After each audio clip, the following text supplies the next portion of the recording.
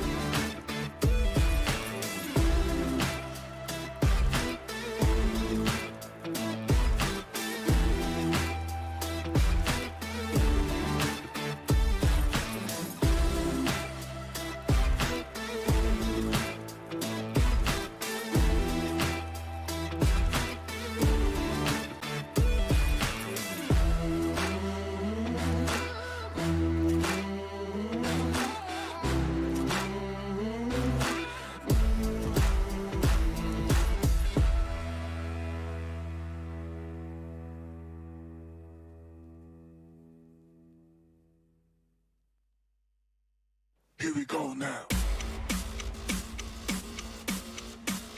Here we go now.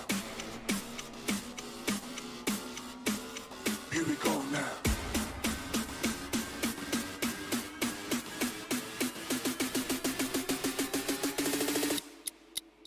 Here we go now.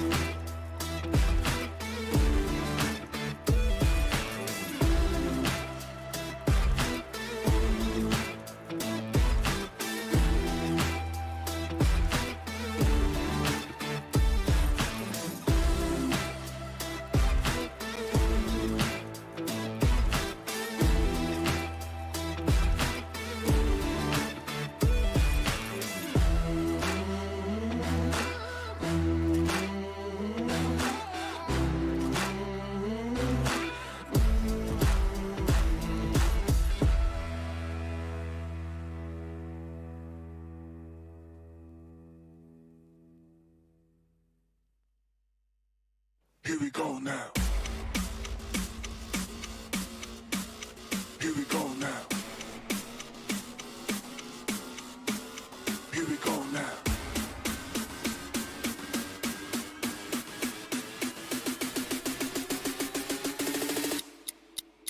Here we go now.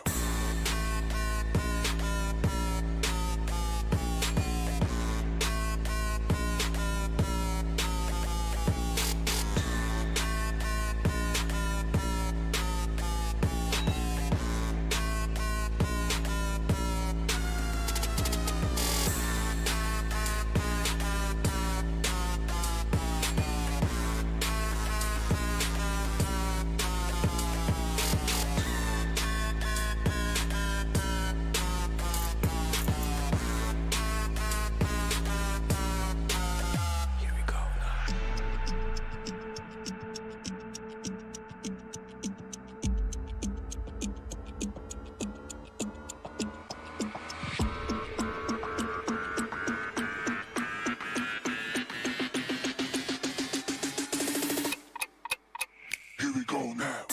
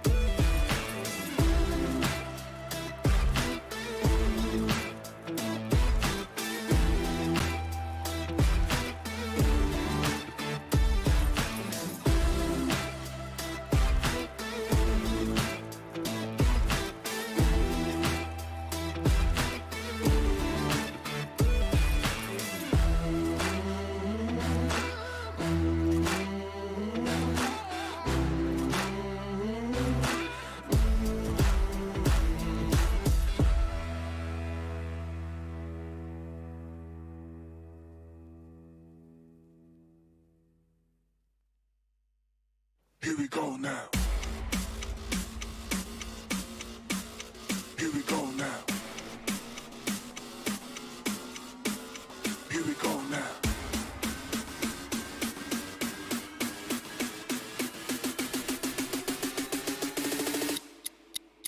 Here we go now.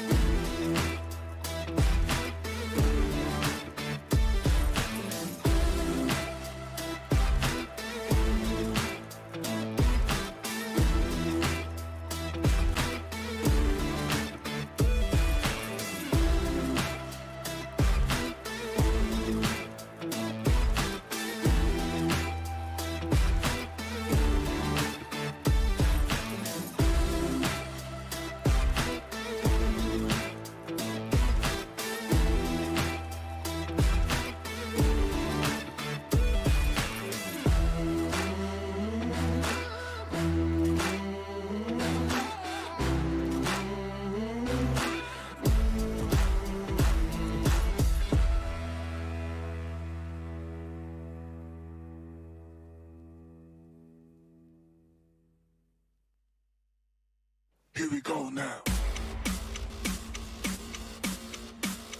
Here we go now. Here we go now.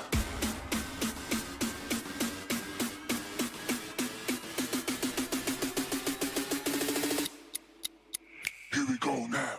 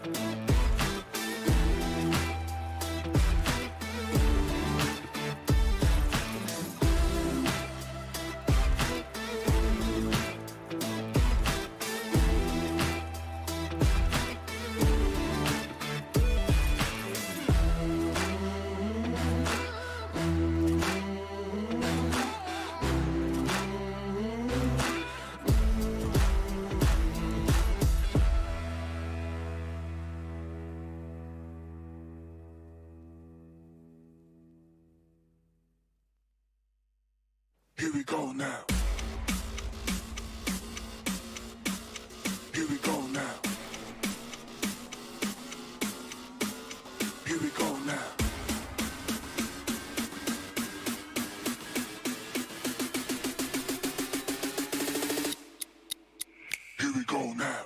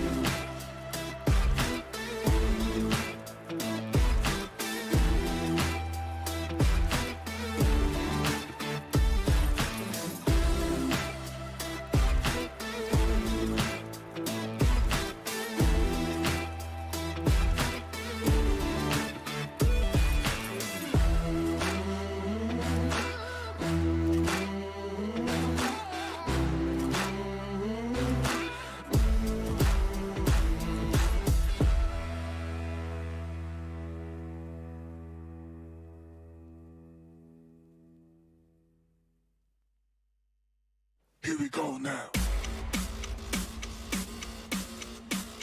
Here we go now. Here we go now.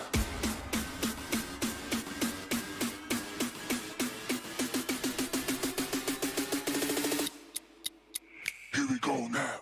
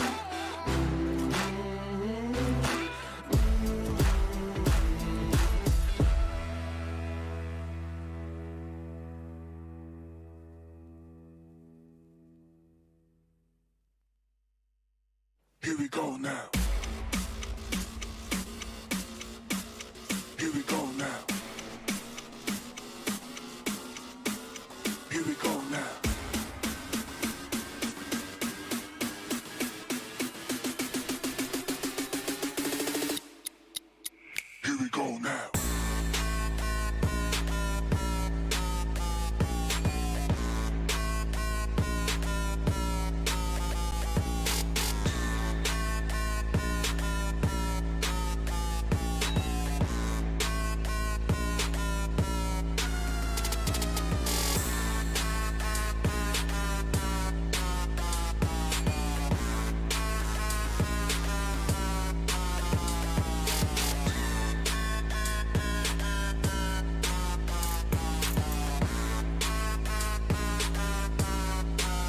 Here we go now.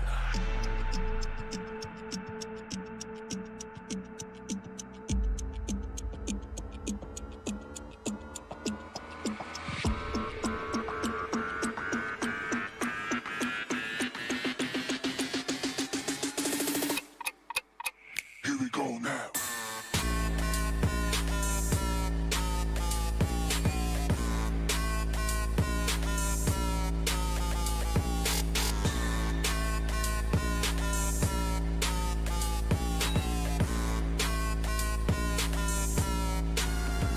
Go now.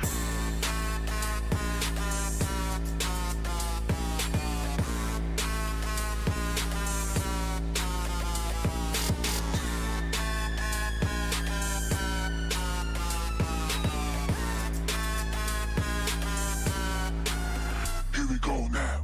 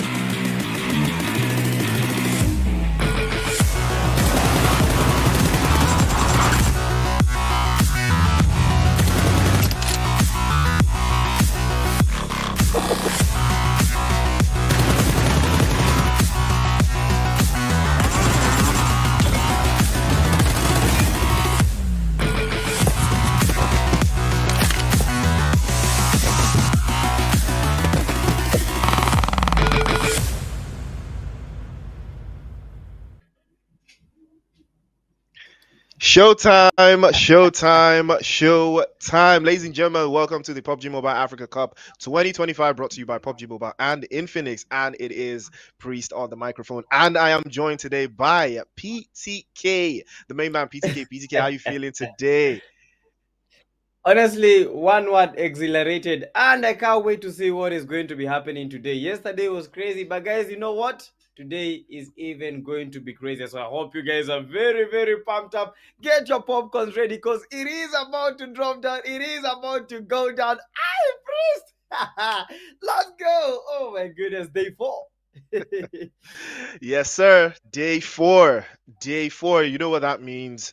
We have 2 days left after today. So if you haven't locked in, this might be your last chance to lock in properly because there's only a handful of matches left after we are done with this weekend. So the PUBG Mobile Africa Cup is the one-stop shop to PMGC 2025. The top teams will participate in Nairobi, Kenya.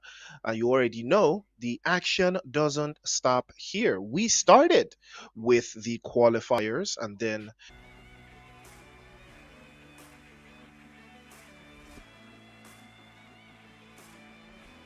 qualify from that stage to the group stage, which we are currently in. And we did have our first week between the 2nd to the 3rd of August, and then week 2, which we are currently sitting in right now. And we are going to have our 3rd week by the next weekend.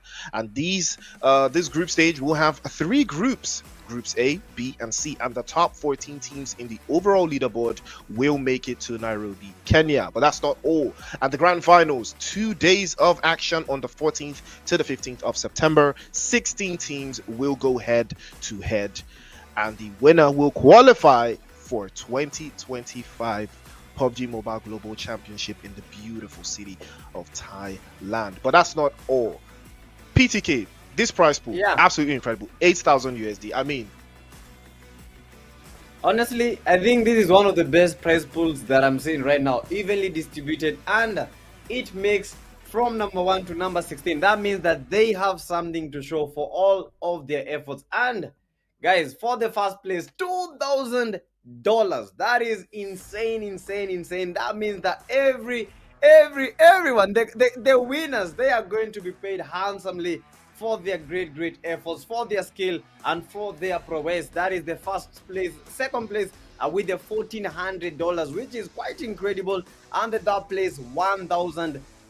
So that is quite incredible for the number 1 to the number 3. But guys, that is just not it. We have the 4th place, 5th place, 6th, 7th, 8th, up to number 16, where they shall be getting something for all of their efforts. 8,000 prize pool. That is the $8,000. And guys, when it comes to the point system, oh my goodness, points are, that is a 1 elimination, 1 point, and for the first place, that is 10 points. 10 points. That, I think that is the most points you can get from the placement, and that will give you like a handful of points. When it comes to these tables, as you all have seen, 1 point is gigantic. It comes a very long way. But what about the 10 points? That is why teams are going for that winner chicken dinner. Second place the 6 points, third place the 5, fourth with the 4, fifth with the 3, sixth at 2, 7 to 8 with the 1 point, and finally 9 to 16 are going home with that big 0. And as you can look at the group distribution, we have Group A, Group B, and Group C. A total of 48 teams participating in these online qualifiers. This is incredible. These group knockouts, these are, can I say, the most exhilarating thing. I know it's very pressuring and very incredible. Yo, we have the execute team Unique. Unique has been a spot, and these guys, current leaders of these tables, we have the 4 Miracles, GUFA, that is the Group A. Mao eSports, they have been doing good. And guys, playing teams, we start with the Group B, and in the Group B we have the RRQ. One band, we have the MUs, RRGs, Temper. They have the DKs, Angry Drisses, we have the Cyphers, Navy, Otek. And let me talk about the DKs. The DKs yesterday, they had quite some good game when it came to the first game. But when it came to the second game, I think something did not go right in their end. And as we can look, the 3 crowns, these guys currently that Nigeria has been represented, but these guys, they need to do some insane things. They need to bring all their action today so that they may secure that top 3 or even the top 1, because I don't believe like we have a very big gap when it comes to the number 1 to the number 3. And guys, as we look at the schedule, Priest, I think Honestly, this is one of the best schedules ever because if you look at Erangel, Miramar, okay, I don't even have to talk about this, but guys, let me tell you this. When it comes to Erangel, I love hot dropping Pochinki. Although most of the times I will get one elimination, the experience, the thrill is the thing that I go for. When you go to the apartments, that is the same. When you go to Miramar, Pecado, a very big and a hot drop. We have Sunhawk, that's number 3, the land of the campus, the land of the strategies, the snakes. We have the match number 4 for the group A, that is Erangel. And finally, the match number 5, which is the one and only, that is Miramar. 5 games today, 5 matches today. Group B, Group C, Group A, Group A. Oh my goodness, I just can't wait to see what will be happening in today's games as we continue with the action. I hope you guys are pretty pumped up because today, day 4, guys, I'm telling you, these will be incredible, Priest. These will be something to look out for. Absolutely right. As you can see, Team Unique still in the front foot, and they are looking very good. I think we are having a little bit of technical difficulties with the assets here, but I think they do have 77 points. Hopefully that, yeah, it will be 77 points. I think that can be fixed post-production. But Zeus Esports is accurate, 76 points in a second place. And, you know, 3 Crown Esports, 5 games played, 65 points to the good. Oh, it's been sorted. Big shout out to production for sorting out real quick. Temper in 4th place, 60 points. Angry Smoke in 5th, 58 points. Remember, these teams all have 1 match to play today. Only 1 match today, so they have to make it count. Neon Rising as well, they will play later on. 2 matches to the good. MAU Esports as well. But RJC currently sitting in 9th, looking very comfortable. 4 matches played. They do have over 6 matches to cover the deficit with, so eyes will be on them. 10-11 Ecstasy drop all the way to 10th, tied on points with Team Execute as well. Glory with 41 band also in the final boss F4 and 21st Century. Now these teams are sitting in the top 16. These are the teams you need to be looking out for because every single point at this stage is very, very crucial to their qualification to the Grand Finals dreams. Now PTK, you've seen the leaderboard, you've seen some of the teams that are currently sitting in that position between 9th, you know, to 16th. Do you think that they still have what it takes to keep the other teams from overtaking them, you know, to this final stretch of games? Honestly, I believe that would be hard because looking at the teams, look at the teams like Unique. They have played already 6 matches. But if you look at the 3 crowns, I think they are 1 match short, right? I think they are 1.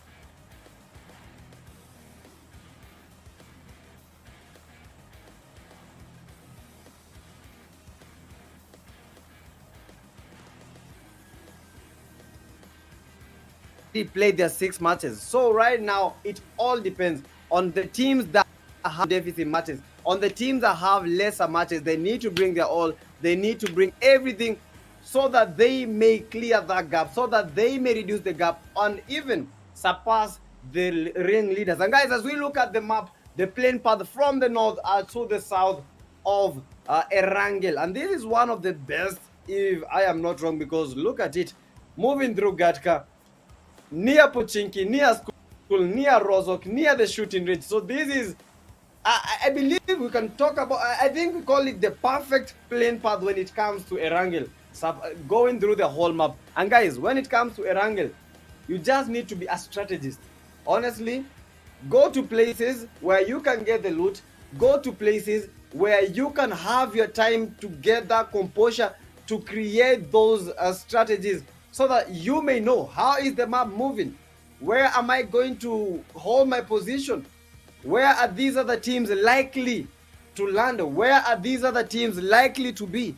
Those are the questions that you need to be asking yourself, but you need to land at a place where you have the time to do this. And guys, as we continue the action, don't forget this is the PUBG Mobile African Cup. Africa, our time has come, and Africa, our time is here. So let us show what we've got, please. Let us show what we are all about when it comes to PUBG Mobile eSports.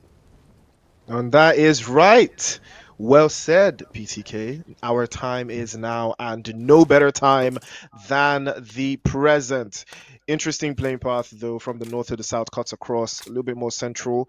Those teams that do love to play out of the center, I think they are going to love this one, though. Rescue Esports and Eclipse Esports already on the front foot in Savernia. A little bit of a clash here. Angry Smoke and Eclipse might be going head to head. I don't see Eclipse taking this one though because of the way they are scattered around. Angry Smoke have a better position. You can see Aspect playing off of that rooftop position. It is looking good, but Cypher already on the front foot, and that will be the first elimination, first blood.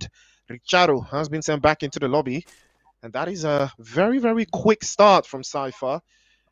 And now they will have to capitalize on this one as they have started to add the eliminations and add the numbers into their own tallies. Big opportunity for them to advance. But PTK, you've seen the teams, you've seen the strategies. Now, like you said, you got to avoid a little bit of confrontation too early, but you see that some of these teams, they're not going to listen to that one immediately. Like I said, Eclipse Esports, they were in a bad spot, and Angry Smoke will take advantage of that one. Couple of bodies already flying up in the air in Saverni. Now, you know how Saverni is. MLK does get the drop on Ocean as well. Difficult position if you want, to land on any team, if you want to clash with any team in a drop spot position. I don't think Saverni is one of the best places. What do you think? Honestly, looking at all the games that we have been playing, Savani these days is a hot drop. So you need to avoid the plays as much as you can. If you are not going for that early push, if you are not going for that early fight, because most of the fights that are happening, look at the RGCs yesterday, they were eliminated fast because of that landing in Savani, taking the early knocks, taking the early fights, and that is how you lose a game. That is how you might win, but chances are you might also lose the game. And as we have seen, the Angry's dominating Eclipse, and the Eclipse have seen total darkness in broad daylight. As we continue, guys, Cypher, they have one elimination fighting against the OBK, and the Cyphers are looking to make the push. Oh my goodness me, Cypher Unique are taking quite some damage, trying to get that position, trying to get at the location of all these OBKs. Originals, we are coming for you. These are the Cypher Esports, and they are not joking around. DBK Regera trying with that Bison, with that pump shotgun. It is a 2v4 situation at the moment. DBK only 2 of the players are remaining. Will they be able to capitalize on that casualty that they have suffered under the hands of the Cyphers, or will they also be led to the lobby as their teammate or what? And guys, Temper Esports, Temper running now. Oh my goodness me! What a knock from the Temper trip, and taking a trip to the lobby. Oh my goodness, a Shad right now left in Shad, left in pieces, and left to cry in the lobby. It is as fast as that. You just have to collect yourself. You just have to have the location. If you don't have the location, that happens, and that just happened. As Yomit are getting pushed by the RRQ. This is a one-man army. I don't know where the teammates are, but it is a 4v1 situation at the moment. Coming with that hovercraft. Yomite with the push. Oh my goodness me, with the UMP. That SMG, they are throwing the nades. They are cooking the nades. Come to the kitchen, because we are definitely cooking. Yomi trying to smoke the area. Oh my goodness, the radar smoke. Oh my goodness, they are making the push. And the man himself, he needs to clutch of this one before. It is a 1v all, and he goes down. And goes down quick. Prince, I don't understand when it comes to strategies. Why do teams separate? Because I've seen it a couple of times. I don't know. I don't understand. Why do teams separate? Why do they go their own ways instead of sticking together as a group?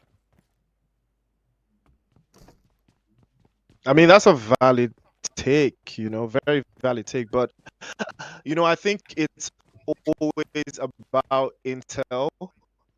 I think it's always about information. You can tell the other teams like you can. That would be very possible. But again, you always have to think about it.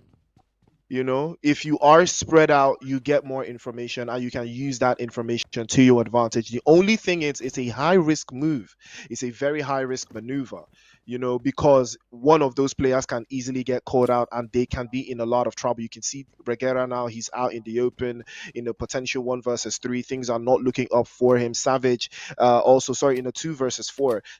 In a 2 versus 3 against Cypher, Savage actually tries to, provide a little bit of cover there, but again, they are exposed. You saw the same thing happen, to the Mad Monkeys. They get caught out in the open. Things get really, really rough for them, and they don't advance any further. And I think personally, they're just out of their depth. When you want to play that way, it takes a lot. It takes a lot of skill to be able to put yourself in wide angle positions, off angle positions to gather intel and hope you don't get discovered. That's just part of the package. But these teams, some of them, they try this, but unfortunately, this is just not one of these situations to try this in. Regera continues to mount the pressure on those. Cypher trying to get an angle. They do circle back. Savage hops out of the window immediately there, swaps through. And a little bit of intel being fed to him there. He tries to hold it down. Big opportunity for them, though, if they did have the element of surprise, but it looks like that will not be the case. It looks like Ruthless Esports have sunk their teeth into Mercenary Union much earlier than one would have wanted, but it looks like that's going to be what the case is this time around. But OBK, 2 versus 3. Uniques is just in front. Potential 2 versus 1 here, but his teammates will provide some sort of protection. Sasuke pulls up immediately as well. 2 versus 1 now, but the DBS there in Regera's hand could prove fatal for Sasuke if he's not careful, and they will be circling backwards again. And he does have the stun grenade trying to shut this down. The DP28 and the shotgun will work hand in hand, and Regera will go back again. 2 versus 1, just like PTK said, it's a 2 versus 1. Savage could not provide any protection, and now it's a 3 versus 1, and DBK could be, OBK could be in some major trouble. Honestly, teams losing and teams getting those casualties early in the game, these spells as a bad thing when it comes to these kind of games. This is a numbers game, and these are skill games. So if you have the numbers plus the skills, you have the advantage. And I know that OBK is alone at the moment. They are trying to get that rotation. They are trying to get his location. They are trying to corner him up, create that choke point, and choke him out. It is the moment of the day, and we see the rush. That is the Ruthless Esports. They are fighting against the Mercenary Union. I think that is quite a fight. Two eliminations. And as we continue, look at this. Yeah, this is a team. Oh my goodness me, what a nade.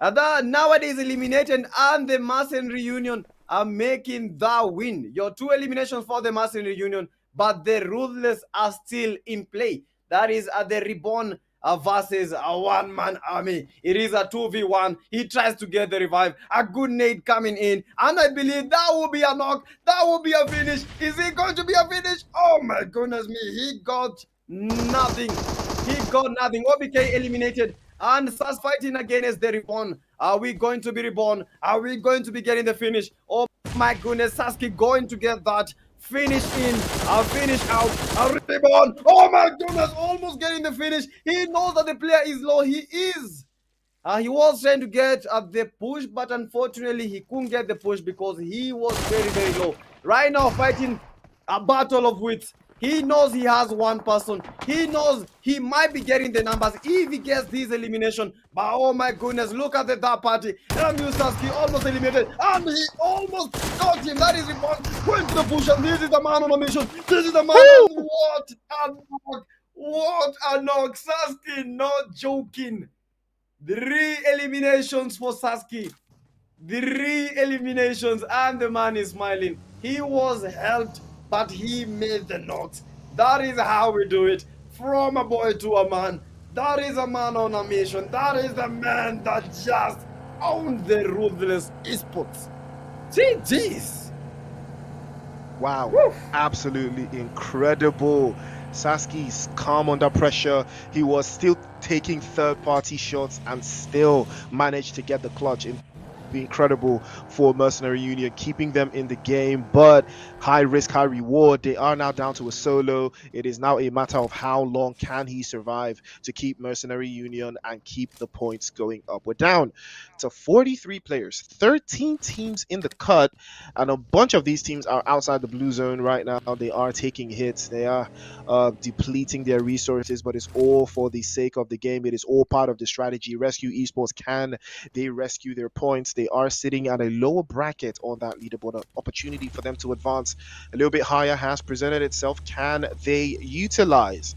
And Cypher will try again.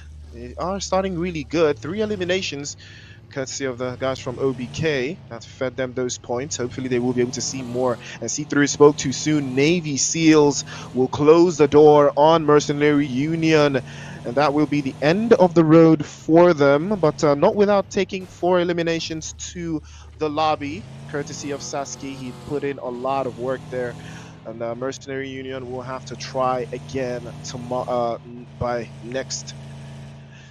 the next weekend. Hopefully they will be able to get some more points on the board for themselves, but it is not over just yet. The action continues. We are still now down to 12 teams, 42 players. Angry Smoke have made a little bit of a good rotation. They did lose a man earlier on. I believe it was to, I'm not sure who they lost the man to though, but they did lose a man earlier on. But they are up 4 eliminations as well. But the only difference is they've got bodies to protect those eliminations with. Temper, on the other hand, saw them get frisky earlier on with the guys from Mad Monkeys. Mad Monkeys out on a little bit of a scouting mission. I believe it was Shad that was the victim of the Scar L at the behest of one of the players from Temper. I think it was Trip putting the work in. And now the play zone closes even further. A couple of seconds before it shuts down into zone number 4, where the hard rotations will start to commence. Big moves though from some of these teams. I'm sensing a little bit more aggression today, Pete. More teams going out there, getting more eliminations a little bit more, a little bit earlier. We saw even in yesterday's games, although this is, Erangel, I was expecting a little bit of a different strategy, but looks like, the teams are picking up here. Emp has been slashed all the way down to 1 HP, managed to survive there by the teeth. Has to be very careful though. Won't be able to get his HP all the way back up. MLK was the victim earlier on for Angry Smoke, but they are looking very good in this position. Hopefully they will be able to play from the northern side and keep the rest of those teams at bay and force them not to reach into that zone from the north position. But the play zone shuts any moment from now, and we are about to see the shift and a bit more central. RRG looking very good on that western side. 21st century as well, if they can make their way through without getting into a sandwich between Navy SEALs and Angry Smoke. And it looks like the action is already about to break through here. And now Rescue Esports trying to circle back, and Unique's might be all up to him to defend this. And Gojo has been spotted as well. A couple shots sent his way, and his HP has been cut all the way down to 45%. Probably going to hold off on this one. Sasuke still knocked away. Doesn't look like he will be able to hold this down, but the grenade already in hand here to close this down. More pressure coming through from Rescue Esports. And immediately tries to circle back over to the other side, but the DBS will close the door and shut it down immediately. Rescue Esports up 2 eliminations now, and Gojo did a little bit of peekaboo, and he was spotted immediately by Spikey, and that will be the end of the road for him. Very nice. Spikey with 3 eliminations, taking down Cypher by himself, a one-man army, and he just did that. 1 versus a trio, and I told you guys, they had the numbers. He was given the opportunity, and he made the opportunity count. The Angry 6-9 are getting up by the Navy. And guys, right now, 11 teams remaining. 15 minutes into the clock. 36 players in. Angries, they are getting butchered. Navy SEALs, they are coming in hot, and they are making something happen. We also have the RRGs on the other ends. They are making something awesome. We have the 3 Sequila WBG, 3 Crown Esports, and it is happening all over again. Will the Crowns be able to pull up what they did yesterday? Because this is what we were seeing from the 3 Crowns. Holding their positions, waiting for the last zone again. getting the third party. One by one, they dropped everyone until it came to a point where it was a 3v1v1. You can never win such a situation, and that is why they have the numbers. That is why they are doing this. But the question is, will it work today? Is the same strategy be able to work, or are the teams already adapted to this kind of strategy? Hence, they are going to spoil the plans for the 3Cs. It is a 3-crown moment. Are they going to be crowned champions, or are they going to be crowned leaders of the lobby? As we know it, guys, 10 teams.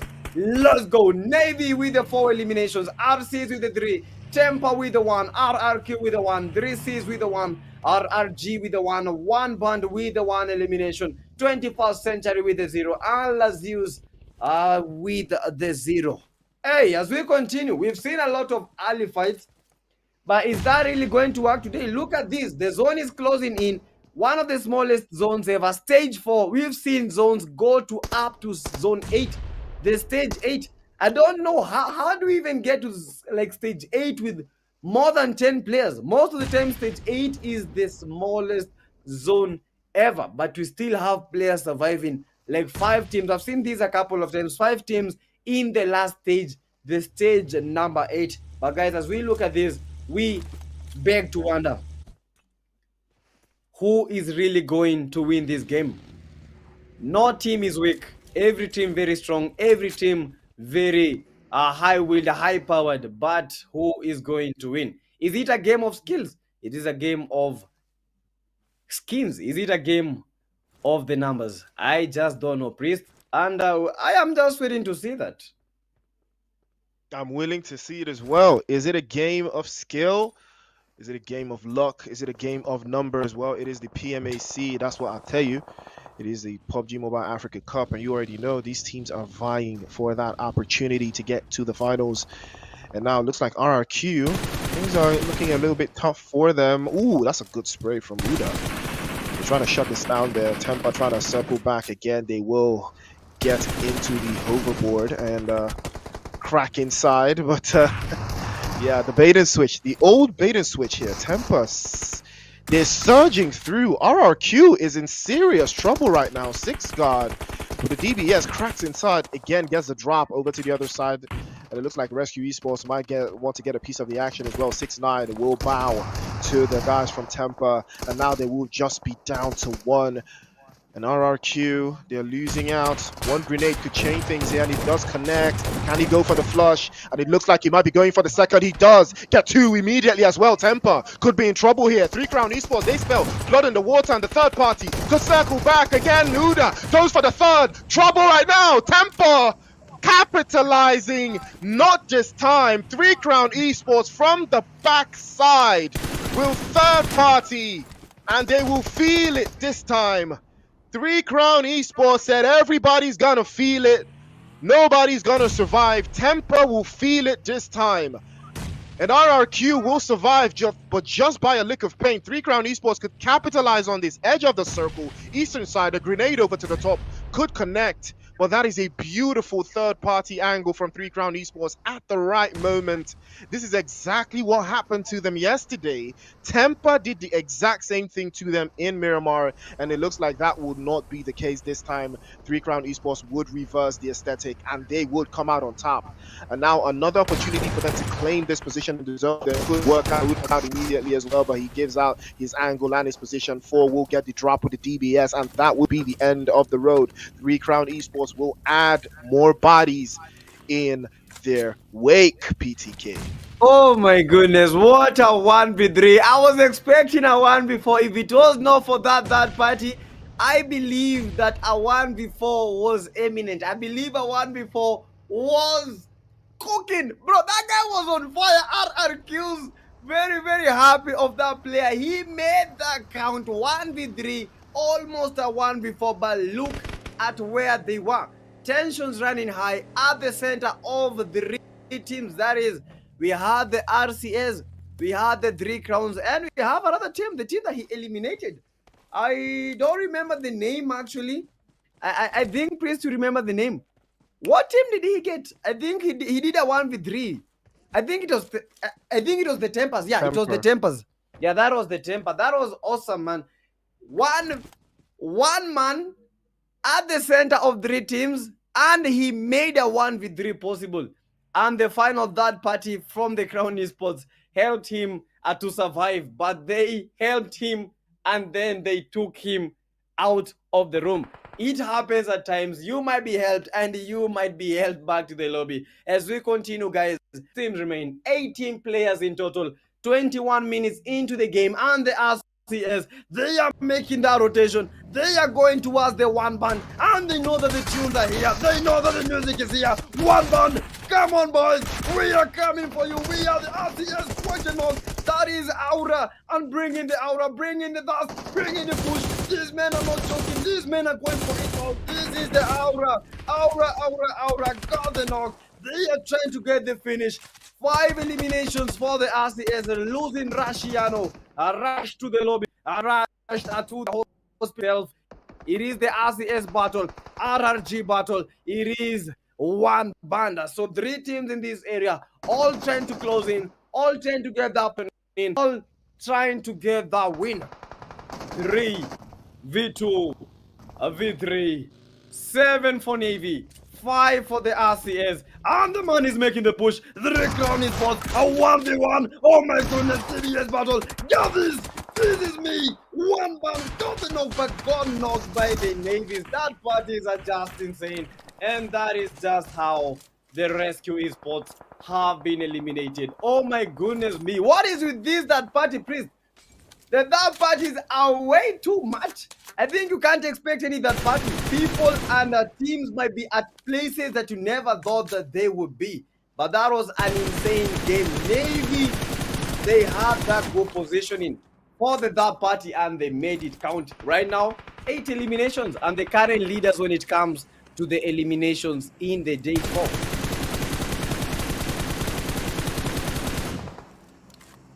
Incredible, absolutely incredible performance coming through from Navy SEALs. They have been quite consistent. They did lose a couple of players earlier on, but that did not stop them from getting the numbers. It did not stop them from dropping the bodies. 3 Crown Esports made a little bit of a miscalculation there. Nexus did get dropped away earlier on, but that did not stop them from holding on to that northern position. It was a wiser call to hold that. RRG now looking for a way through to make sure they do not get spotted by Navy SEALs, but it looks like that is going to be the case. Akaza with a sight line over to that northern side, probably going to let some shots fly and close this down relatively very quickly, and they will be able to hold this down. Over peeks out a little bit too much, takes a hit, and they will fall back. Slazy looking for a rotation over to the eastern side. Can he find it though? And RRG have a lot of ground to cover. Looks like is that an airdrop right now? That would be something special for the guys from Navy SEALs, but it looks like that might not be the case for them if they can't circle backwards. 21st century down to Merca, trying to hold them in and get some numbers in, but the grenades continue to fly all over the bombs, dropping from end to end, from side to side, to shifting his vehicle to expose his location, but he can't seem to find a way through. Navy SEALs, on the other hand, they could close this down if they can find the angles, but RRG will not allow. 3 Crown Esports also soaking up some of that pressure. Big use of the utilities there to circle vent and hold that position. Merca has been spotted and they are trying to close this down to make sure that that position will not be capitalizing, and he circles back again, and that might be the end of the road for him. He peeks out, couple shots again, fades 1 for 1, and he does get the drop, and he does go for the flush, and that will be the end of the road for 21st century, but not without 3 Crowns taking a major hit. Oh my goodness, what is basically happening? Guys, 3 teams remaining and the 3 Crown Esports. One of their players still still up, and one of them is knocked. And guys, this is just it. The last zones, the Navy, we have the 3 Crowns, and finally the RRG. Who have the numbers? I believe the RRGs have the numbers. A 4, a V1, a V2. One of the 3 Crown players is down, but he might get revived as we speak. But the Navies, they are having none of it. Look at the RRGs. In with the push, in with the strategies. 1 to pick. And guys, we need some silence because this is the last zone. In the open, who will get this? Oh my goodness. 3 Crowns, they still survive. How on earth surviving? They are at the center. They made the push, but they were eliminated. Oh my goodness me. Look at the Navy. Akaza trying to get those nets in. He knows there's a player. He's trying. Oh my, Akaza gets knocked. Oh my God. It is a one knock, one elimination. Akaza didn't believe what happened. And right now, the Navies are reduced to just one man. Navy over. Is it just over? Is it over? Akaza.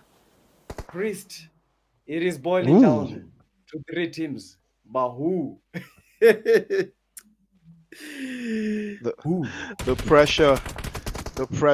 pressure is mounting. Navy SEALs, they have started to feel it now. They started to see, but immediately Quilla will turn it around and tear it through, and that will be the end of the Navy SEALs now. Potential chicken dinner here for 3 Crown Esports if they can find a way through. It is double RG Astronova trying to close this down. Ucini plex through to circle back. They are playing behind the hail bales. It's a 2 versus 4.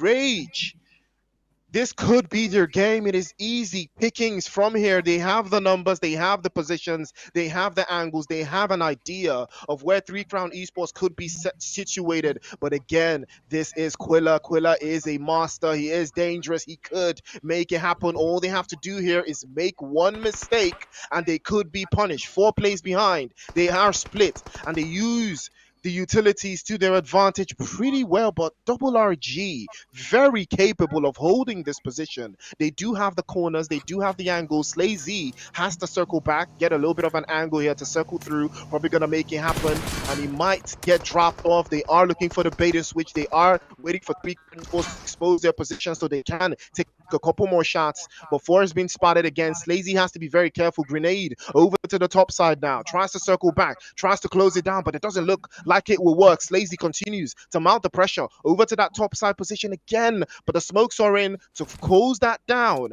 and 3 Crown Esports have a lot of ground to cover here. There is more space, more angles, more positions for 3 Crown Esports to work with, but it's looking very, very uncomfortable. Double RG with the position. Slazy looking through this down, but he can't seem to get angles. 3 Crowns will not take the bait. They will not fall to the side. They want RRG to come one after the other. They want the 2v4 in the open field, but they will not give them. Double RG want the chicken dinner, so the 3 Crowns and the play zone now will be a big decider. Might force them out into the open, and 4 unfortunately takes the bait. He falls as well, and now 4 versus 1. 3 Crown Esports unfortunately doesn't look like this could be their game. Quilla might be getting run over. Slazy circles back, gets his angle, and now Quilla's position is compromised. He sprints through over to the left hand side now, still prone on the ground, might be getting run over, and he takes more and more hits, and that will be the game.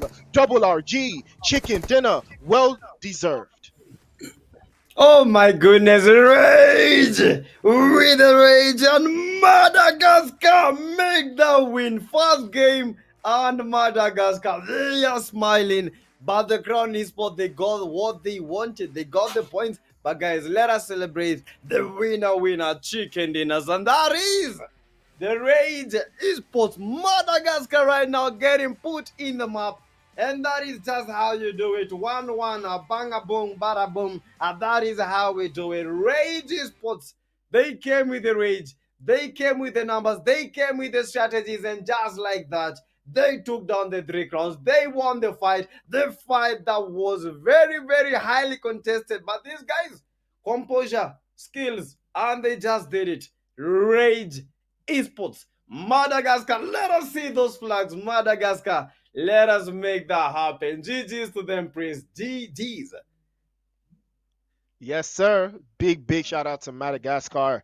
Double RG Astronova in the cut. They did get that chicken dinner, well deserved. They played it slow, they played it perfectly, they played it exceptionally. They did not leave any stone unturned. They played from that building that they had. They didn't commit too many bodies. They didn't get carried away by all the action that was going on in that zone. They just wanted the chicken dinner. That was going to be the best possible result for them. Unfortunately for 3 Crown Esports, they made a lot of mistakes with their rotations. They did get caught out, especially in that 1v1 between Nexus and one of the players from Rescue Esports earlier on. Didn't need to happen. He didn't have his teammates covering him from the hillside, after they eliminated the guys from RRQ and Temper. So unfortunately, just didn't pan out the way they wanted. But Double RG, beautiful performance from them. Navy SEALs as well, honorable mention. They were in the cut, they were putting in those numbers, and they had an amazing performance as well. But it is not over just yet. This is the end of the road for this group, but it is not the end of the road for them in the tournament yet. Oh, and guys, the MVP, they did not win the match, but they definitely won the game of the numbers when it comes to eliminations, when it comes to the gameplay. That is the MVP of the match. That is the Navy SEAL Gabon with the 4 eliminations. Didn't have any assists, but this guy, he made it happen. Healing done 337. He survived. He got 6 knocks. Oh my goodness, where did the 6 knocks go? I think 2 of them were stolen, but he got 6 knocks. That is why he is the MVP. Navy Akaza winner 9. That is the man that made it, and that is how the numbers don't lie. He did it, and GG's to him. Oh my goodness, getting the MVPs, you need to understand this. Getting the MVP, this is one of the hardest thing ever to get in these games. Being everyone is good at the game, everyone very competitive, everyone very able of getting the eliminations, very able of getting the knocks, but that is the man. That is how you do it. Navy Akaza with the top player heading. That is the 4 eliminations, 6 knocks. He did a very good job, guys. Look at the Angry 6 to 9. He got the 2 eliminations, the 2 knocks. RRQ, 3 eliminations, 3 knocks. Oh my goodness me. MU Musasaki, this is the man that clashed against the Ruthless eSports. He got the 3 eliminations from the Ruthless, and that is why 3 eliminations, 2 knocks, 408 damage, and Angry accept the aspect of the game and get the respect in his name. Match summary, we had 56 eliminations, headshots at 11, and the longest distance, that is from the RC Spiky, and I believe it was the dust that he got when the Tempers got the elimination, because I remember the Tempers, they got one, I think it was the RRQ. Yeah, I think they got 1 elimination, but Spiky very, very fast and got the dust. We have 8 grenade eliminations, airdrops looted 2 airdrops. For you to loot an airdrop, you have to have that, can I call it aura? You just have to have the heart of looting an airdrop, because the airdrop exposes a position and the airdrop is very visible from miles away. We have the vehicle eliminations, that is 2 vehicle eliminations. And guys, that is the match summary as it was in the game 1. And next is going to be incredible, Miramar. But guys, it is going to be awesome as the first game was. And I believe right now the 3 crowns, they are at a better spot when it comes to that table. They needed just a few points to get to the top 2 and eventually the top 1, because the points that that differentiate the number 1 and the number 2 is only 1 point. Unique with 77, and then we have the Zeus with the 76. 3 crowns, I believe the gap might have been closed. Or what do you think, Priest? Do you think the 3 crowns have made it to the top 1? Yeah, I think so as well. But before we break down the leaderboard, let's take a look at the highlights. Let's see what all of the action from this past match was going to show us, and let's take a look. We started off with Angry Smoke giving a beatdown to the guys from Eclipse eSports, again losing out, but then that was Your Might going down to RRQ. Mad Monkeys, unfortunately, pressure was on them. OBK trying their best to do something out of this one, but unfortunately Cypher had them locked down. Sasuke with the final blow there. It was a very, very, very tricky position for OBK though, because Savage also did get caught out there. But this was the highlight for me, this engagement between from Mercenary Union and the guys from Ruthless eSports. It was a very, very tough 1v1 situation, but Mercenary Union did come out on top. Sasuke keeping the pressure down below. Cypher still continued to apply some more pressure there, but they were no match this time for Rescue Esports. Rescue Esports putting the screws to them immediately as well. Gojo peeks out, takes a straight shot to the skull, and that was the end of the road for Cypher. But they did put in some eliminations there, but this was another nail biter. Take a look at Ruda trying to close this down in a 1v4, dropped 3 bodies already, and he was about to go for the 4th, but 3 Crown Esports came just in time today, and RRQ unfortunately did turn out to be the victims, 4 with a final hit, and sent RRQ back into the lobby. I believe they did go out with at least 1 placement there, but 1 band continued to take some hits as well. Rescue Esports adding more and more pressure onto that side position. This was the 1v1 between the GOAT and Nexus. Nexus had no protection from the hillside, from his teammates. Unfortunately, they did get knocked away there, but immediately there was pressure being sent forwards, and this was another bad idea from 3 Crown Esports. They felt the pressure there, and Owner will take the hit from the S12K. Akaza with a grenade for a grenade. They traded that one off. Overs went to the other side. 4 gets knocked away there. 3 Crown Esports again, they did lose out to that one, but Quilla was there to close it down. 5 eliminations for 3 Crown Esports, but 4 made the mistake of peeking out a little bit too much, and he got dropped as well. Quilla tried to go for the drop, but unfortunately he was exposed, and 3 Crown Esports got dropped by Double RG. And that, ladies and gentlemen, was absolutely incredible, PTK. Oh my goodness me, guys. For the winner chicken dinner team, these are their statistics. We had the RRG Pala Bala with 1 elimination, getting quite some damage, 224. He survived, and I believe he was all of them made it to the final. All of them got the chicken dinner because none of their players was eliminated. Looking at RRG Pew Pew with 2 eliminations, 151 damage. So this was quite some team battle. Looking at all the damages for all these players, all of them played a part when it came to that chicken dinner, because a numbers game, they had the numbers, they had it all. They played a 4v2, they played a 4v2v2 when the navies were there, when the crowns were there, and they made that happen. They got the chicken dinner, and GG's to them. Team number 1, that is the RRG from Madagascar with the 15 points. GG's for them. They got 5 eliminations, and they got the 10 points for the chicken winner dinner. That is just it. 15 points for them. We have the navies at the number 2 with the 14.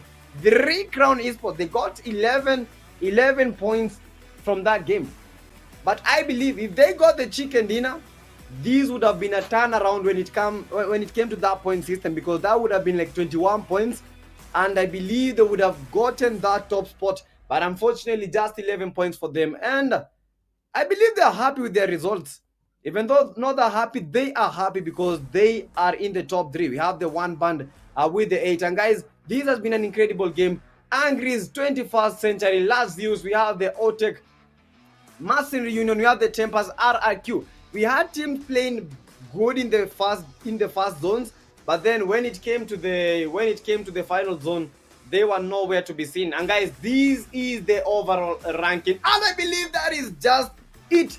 3 Crown Esports getting that number 2. This is quite an improvement, and I believe there is no time for rest when it comes to the number 1, number 2, and the number 3, because look at the point difference between the number 1 and the number 2, and then it's just 1 point. Unique. This is Zeus. I believe, guys, we have a battle, we have a fight. Angry's also played a very good game with the 65. Tempers with 64. Yo, look at the look at the number 4 and the number 5, also 1 point. Neon Esports with the 57. Mao Esports 1 band. Right now, teams are going all in. They know the kind of pressure that is in the game. They know what they have to do. As they look at the overall standing, they need to make that top 14 work, because the top 14 guys will be making that flight to Nairobi, Kenya for the LAN tournament, and I just can't wait to see that. From the number 9 guys, 48, 47. But look at this, the point difference between teams, very, very minute, from 1 point to 2 points. As you look at the number 9 and the number 10, that is 1 point. Look at the exercise and the execute. 0 points. RRG's Glory 2 points. Oh my goodness. Right now, 21st century boys, they need to do a lot to make it to the top 14. But I think it's very much possible because very, very few points. That is 3 points for them to get to the top 14. I believe it's possible, and I believe we shall be seeing some difference when it comes to the game, to the day number 5 and 6.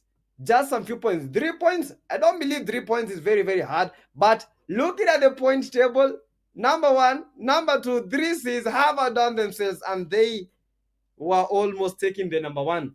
But quite unfortunate, they did not take it, but they are at a better spot than they were when the game impressed. Yep, absolutely incredible performance from all of these teams. They did an amazing job. But this is the PUBG Mobile Africa Cup brought to you by PUBG Mobile and Infinix, and they came from nowhere with the GT30 Pro. They rise, and so can you. Buy now and win your trip to 2025 PMGC. Be their number one fan. Outplay the rest. It's the PMAC 2025. The action just kicked off. We just had our first match of the day, and we are going to have 4 more. So, but then we just did our errand girl, and now we're going to head over to Miramar where the action continues. But it's not over just yet. We'll be right back after the break to give you guys more PUBG Mobile action, PMAC 2025.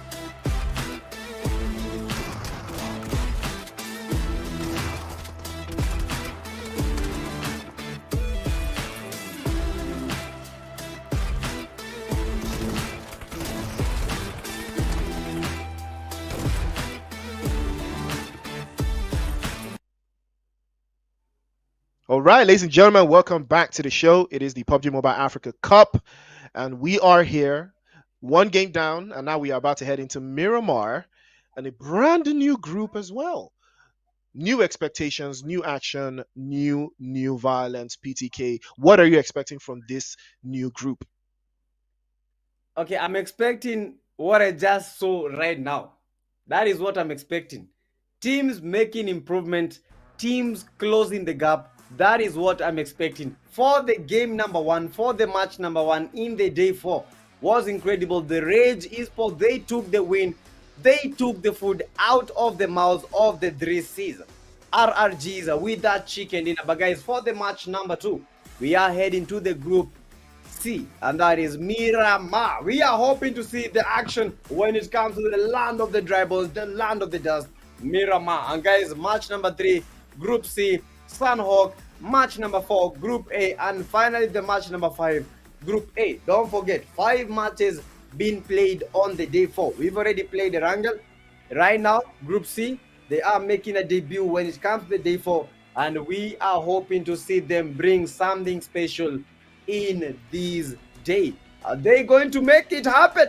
Are they going to show us what just happened? Are they going to bring their best? Are they going to show us what they are bringing to the table? We have seen Team Glory just 3 games. I believe 3 games, right, Priest? Yeah, Or how many absolutely right. games? Yeah, absolutely right. 3 And games, 40 points. That's a team to look out for. That is one of the teams to look out for in this group. You know, the only team that has the least amount of games that still appears in the top draw. So their work has been cut out for them. They just need to, do more of the same performances. They have 2 more matches to get through today, and then they would add a couple more points if they can. Hopefully, they don't fall. They don't get caught out. They don't get carried away by their performance already. They don't let it get to their head, because don't forget they did miss a game. So hopefully that doesn't come back to haunt them later on. But good performance from Team Glory. Hopefully they will be glorious today. We'll keep our eyes on them to see if they will be getting that winner chicken dinner for Group C. But speaking of Group C, though, we do have heavy uh-huh. hitters like Rejects. Like Rejects, No More, Espada. These teams, they are all very, very, very strong, very capable. And now we're going to see, can they step up to the plate? Because I think Espada had a very good start for their first day, but unfortunately, they fell off a little bit there. But hopefully, they're one of the teams I want to see, get back up on that horse. Honestly, I also have another team that we are going to be looking out for, and that is the Donkeys. The Donkeys Woo. yesterday, they had quite a good game. You remember the first game? These guys, they brought everything. They won the first game as if it was not even something competitive. These guys, they played the game as if they meant it, and we are hoping to see that today. We also have the normal clan Force 4 with that 1v4. Yesterday was incredible. He made that happen against the Riz. I think that was the F4 Sham. And today, is he going to do the same? Is he going to put the F4 in the map? Is he going to make that happen? 1v4? We are just hoping to see that. Team Glory, Galaxy, we have the X-Force Reject, Espada, Dream Team eSports, Evil One, and the Rejects X, who is going to make Miramar their home. And guys, as we see this, the plane path, cards at the middle, at the center of the map, are going to Pecado, straight to the graveyard, track stop. We have Minas Generales, Le Bendita, Los Leones, San Martin, Power Grid, oh my goodness, Monte Nuevo. 1 overhaul drops. Normal Aura going to El Pozo. I believe El Pozo will be the place that we shall be seeing one of the first fights when it comes to Miramar, the land of the dust, the land of the dry bones, the land where everything is barren. Barren land, barren sands, and the only thing that is not barren is when it comes to the eliminations and the dust cloud. Always moving. And I believe, you see, Priest, Miramar has a special thing, and that is the dust storm, right? I think Pubg should also add something for Erangel, which is very, very unique. I think everyone may want to see that. Like when it comes to Miramar, we have the dust storm, like it is coming. What about Erangel? I just hope that one day, one time, we shall see that happen. But guys, don't forget, 16 teams, but I think 14 teams in this game. But who will close that gap? Who will maintain? Who will make it to the top 14 and ahead to the LAN tournament, which is the finals in Nairobi, Kenya, as we know it. Good game, good vibes, and don't forget, guys, give the cheers to your team. This is the PUBG Mobile African Cup. And that is right. This is the PUBG Mobile Africa Cup, and we have got 56 players all looking for a chicken dinner. And who will get that chicken dinner in the beautiful and glorious city of Miramar? We're about to find out. It was a very, very interesting playing path, though I'm not going to lie, it was cut right through. But eyes will be on the prize regardless. Final boss immediately getting quick with it. Lucifer will be sent back to hell, unfortunately, relatively very quickly by the final boss. And this is a team also that you will have to look out for. For me, I would consider them one of the heavy hitters from Mauritius. They have been absolutely incredible to watch, but they didn't necessarily have the best start. But this could be an opportunity for them to keep things moving. And also rejects. We've got Galaxy, Glory, Tribe Warriors, the Donkey, one. We've got Dream Team as well, Espada, X-Force Rejects, F4. F4 is another team that has a lot of ground to cover, but they are not too far away from maintaining a top spot in the overall top 14. The Black Panthers as well, and No More Esports, all of these teams in the cuts, looking for more opportunities here. But we're going to see for ourselves if they will keep that pressure on and keep the points to the top, very, very top. But Final Boss have a plan here. They can see their way through, and they are going to get a drop again onto the guys from Evil 1. And a big opportunity for them to add some more points. Good start for Final Boss, don't you think, PTK? Oh my goodness. First, I was shocked because of that spray. Look at the spray. One of the best sprays that I'm seeing with an M249. As for me, when I try to use the M249, one word. Happen. Things happen. That is 2 words. Yeah, things happen. The birds have it. Oh my goodness, that was beautiful when it came to the boss. Right now, ring leaders, when it comes to the eliminations, they have 2 eliminations, and the evil. No, these are the emperors. Emperors in the... Oh my goodness, they are getting pushed. Yeah, this is the evil back. Times 5. Oh my goodness, what is happening? These are the evil ones. Oh my goodness, they are making that push. Evil back, almost back to the lobby, receiving quite some... Oh my goodness, that was quite a good spray from the boss. The boss are trying to get them from behind. Final boss eliminated by the L47RB. And the boss down to 3 men, receiving 1 casualties. They gained 2, but they lost 1. And the evil ones, they are thinking of make that push. They are thinking that they've got it. A 2v3. If they pull this off, I believe this will be setting a pace. These will make them get to a very good spot when it comes to the table. Because right now, every point matters and every strategy matters. Final boss, they make that retreat, but a buggy is not the best option. As we see, you might get dropped from a buggy from miles away, so you need to avoid the buggy at all costs. And guys, this is incredible. These are the evil, not the emperors. Kindly take note of that. That was just a slight malfunction of our technology. Technology is made by man. And as we continue the action, guys, don't forget, we need to be cheering for our teams because they are representing us and they are representing the cause. PUBG Mobile Africa as we know it, as we continue to push PUBG Mobile in Africa. Don't forget, guys, that GT20 Infinix. I don't want to say much, but guys, you get the idea, you get the notion, you get it all. And as we continue, we have 53 players remaining, 14 teams in total. And Priest, I had a question. When it comes to a 1v1, I want you to choose one weapon. Is it an SMG or a shotgun when it comes to Miramar? Ooh, when it comes to Miramar, I would pick the Vector. I would pick an SMG. A Vector with an extended mag. I would pick a Vector with an extended mag. But I don't know if the Vector Miramar though. Is it in Miramar? Yeah. I don't think I see it. Honestly, I've not seen it that much. Yeah, I don't think it's in Miramar though. So an SMG. But again, yeah, I would. Yeah, of course. I would pick an SMG over a shotgun, because I'm just too good, I'm just too good. That's just what it is. But not everyone should do that. They'll do that at your own risk. I'm just really cracked at the game, so I can really use any weapon. I can even use a Winchester. I'm just that guy. I got it like that. But don't follow me or don't follow me. You can see Nasser checking the toilets to make sure that nobody is hiding in there. That's what we love to see. Rejects for me, this could be the strongest team that South Africa has. But Temper have been showing their worth so far. Also have been very impressive to watch. Hopefully, they will be able to keep that performance across the board. But there's more to be done, as you can see.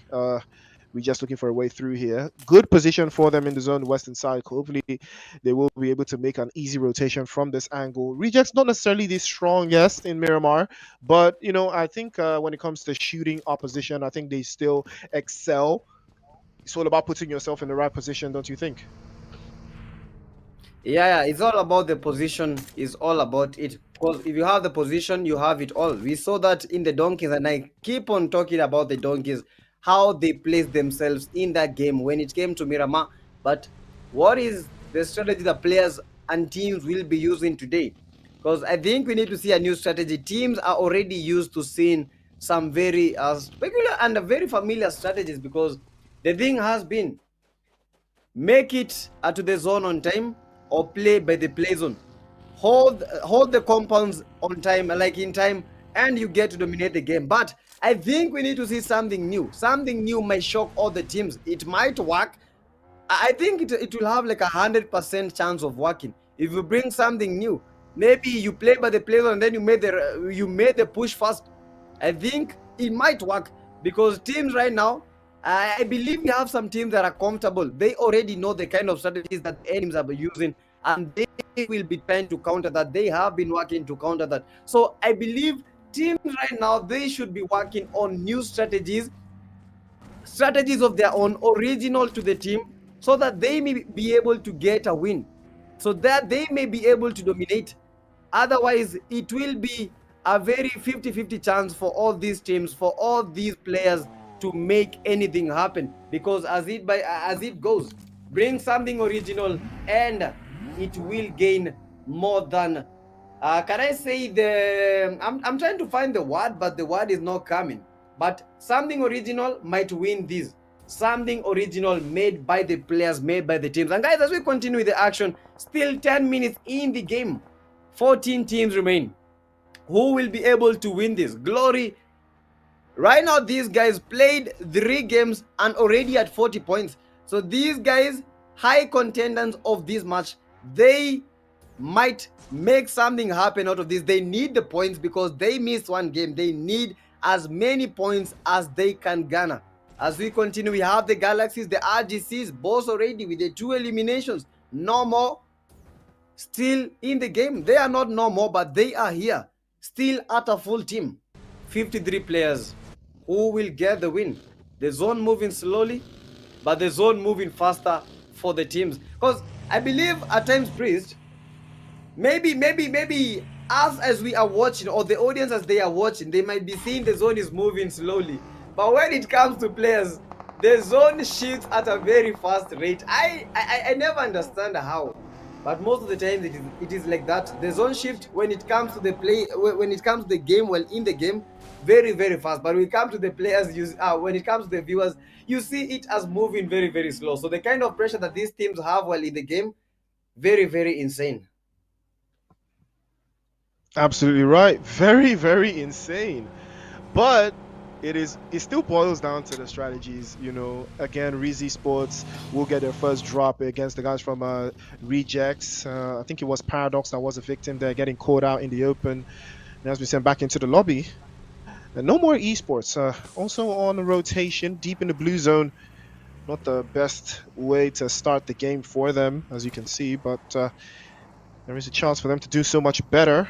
Again, most of these teams out in the blue zone, though, and Riz continue to mount the pressure on as well. More bodies getting dropped off. And the original Black Panthers, OBP, looking very comfortable on their own rotation as well. They're sitting around water treatment, trying to get their numbers in and their numbers up. Hopefully that could be the one they are looking for, if they can find a way to circle through. Good rotation coming through from them as well. But there's a lot of ground to cover. They are rotating through Hacienda, making it a little bit more central. It's going to be a high-risk rotation, but Galaxy Legends might have something to say about that one.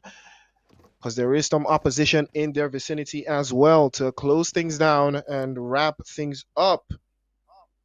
It's all about the rotations. It's all about how quickly you can navigate the zone. And Laser from the Riz eSports team has been knocked away by the blue. I'm not sure how that is happening so early, but hopefully that will be sorted out. Oh, nope, they are taking damage actually from rejects. Aura has the drop on them, and it looks like they could be in some major trouble here. A couple of exchanges that we've seen between the two teams. And now we're starting to see what it means for these two teams as they are starting to, engage themselves in a lot of drama, trying to get themselves into a better position inside of the zone, PTK. Oh my goodness, Zona stage 3, as a positions, as Prince has been talking about the position, teams are trying to get that sweet spot. That sweet spot is a spot that may guarantee you the win. We have still at 14 teams. The zone is at stage 3, so this game, I believe, might be very, very competitive as we know it. Teams are holding the position. Those are the Tribe Warriors. These are the evil. Oh my goodness me! What a spray from the Riz Witcher, and that is total witch. Can I say craft? Oh my goodness, that was quite a spray. That was insane. And the DK Tony, oh my goodness, he got the final knock. And the evil ones looking at hell itself. They were evil and they were taken to hell. They were taken to the lobby, and that is just how, one by one, getting pushed, getting thrashed. DK's made that advantage. The Riz, they made that knock. 2 eliminations for Riz and 1 for the DKs. Right now, the OBPs, one of their players is down as we continue to make the action happen. Right now, we have 13 teams remaining. Look at the spray from the RGCs. Incredible, both with 3 eliminations. That is yet another knock for the RGCS, the man that has gotten a lot of eliminations when it comes to this game. 11 eliminations for this man. That was in the day 2. As we continue with the action, evil ones are out. No more, with only 2 players remaining. And I believe Galaxy, they are getting some fights. The Riz with 2 players remaining, and the boss with 1 player. With 1 player out of the game. And guys, this is insane. 46 players, 13 teams in total already into the game. OBP is no more getting knocked by the play zone. How are players getting knocked by the play zone? I think teams should be moving with the zone, not moving within the zone. Because this happens, and this is happening right now. And guys, as we continue, our Riz are getting knocked, Riz Haki, and the Riz are out. Oh my goodness me. What is just happening? And I believe Espada may be making something special. They might be cooking something special, Priest. Are they going to make this win? Are they going to win as the other teams have been winning? Madagascar has been on top. But Espada, are you going to bring the action home? Are you going to bring that chicken dinner? They are watching, and they are watching you indeed. DK Tony Gary knocked by the RGC Nase as we continue. Praise. This is quite some game. Teams that we thought would win the game getting eliminated in the first zones, getting eliminated, getting a lot of casualties. Honestly, what is happening to these teams? Are they comfortable, or what is happening? Honestly, look at this. RGC Nasa trying to get the GKs. He knows he can get all of them, trying to get the feed. DK Leo almost getting knocked. Oh my god. This is the last zones. Stage of 4. And still 39 players. That is a lot of players. 39 players. That's a lot.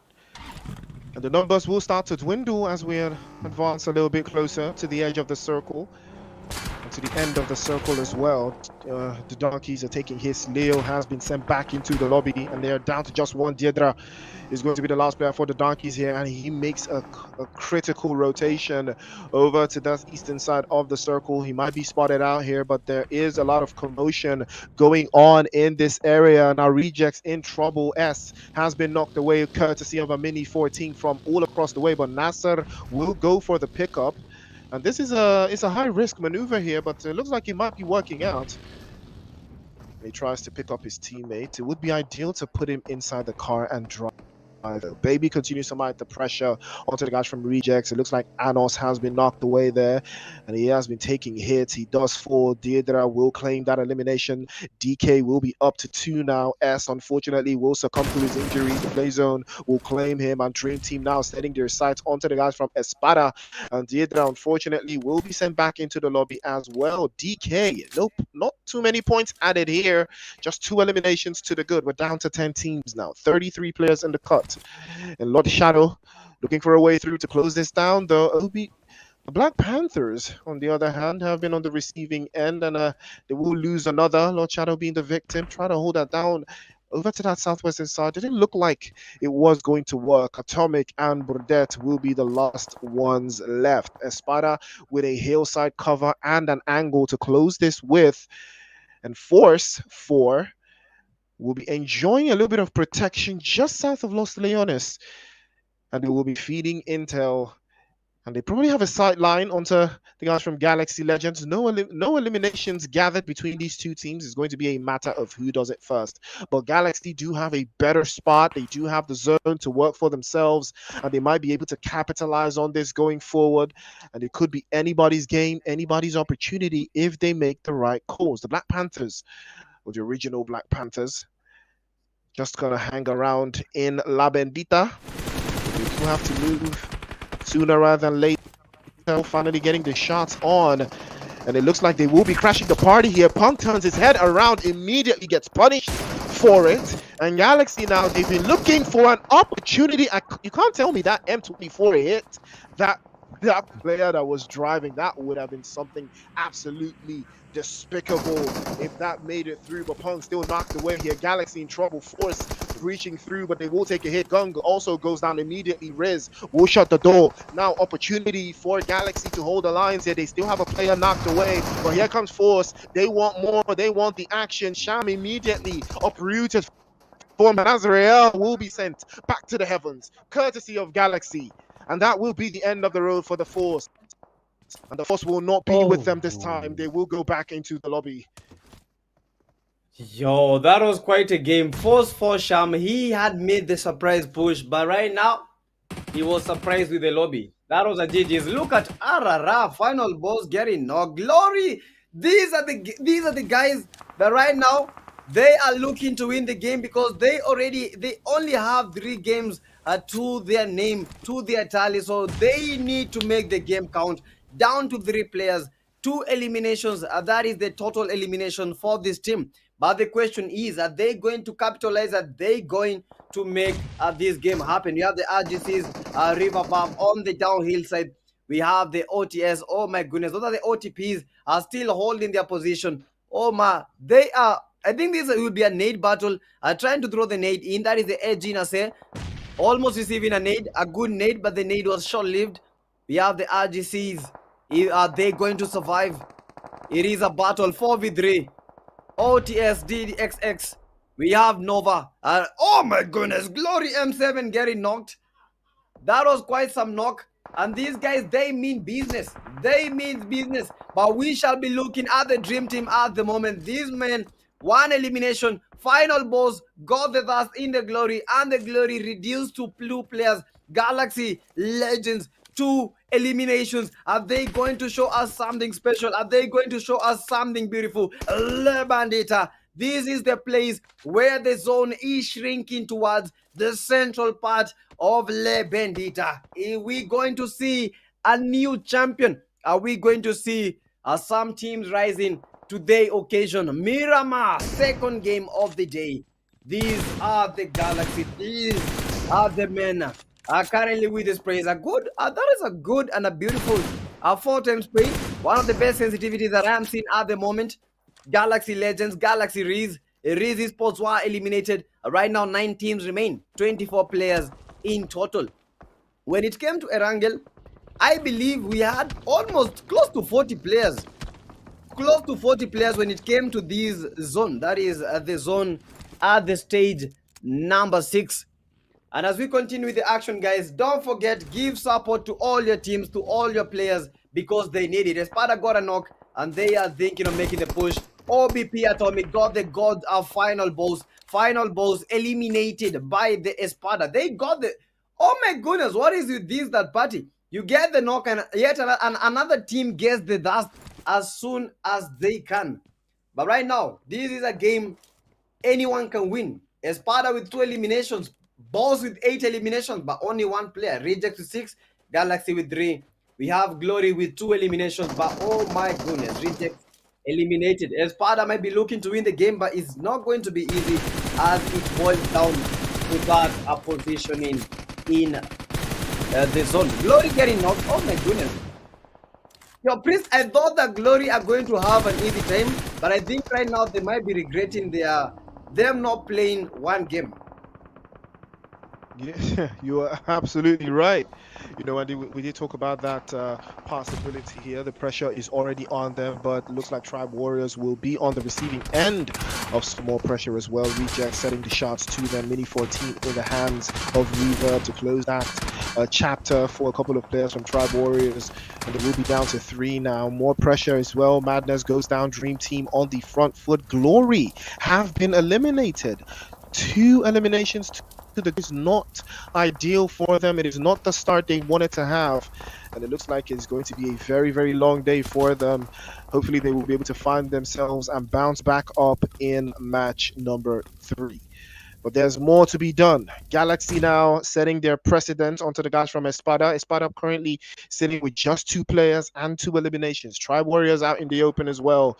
And they are in a big opportunity here. They could spread your wings out a little bit, gather more intel, but it doesn't look like that's going to be the case. Rejects now breaching through against the guys from Dream Team. And that is 3 bodies in the air. Ace has been knocked away there. Reverb with a grenade up in hand to solve that one over to the other side. Top one over. First floor, but Ace falls for the second time. Nova will be the last one left for Dream Team. Can he clutch? Can he capitalize? Grenade in hand again, trying to circle back, spins through to the right hand side, tries to get the drop, but will not be so lucky. And Dream Team will see another nightmare at the hands of the Rejects.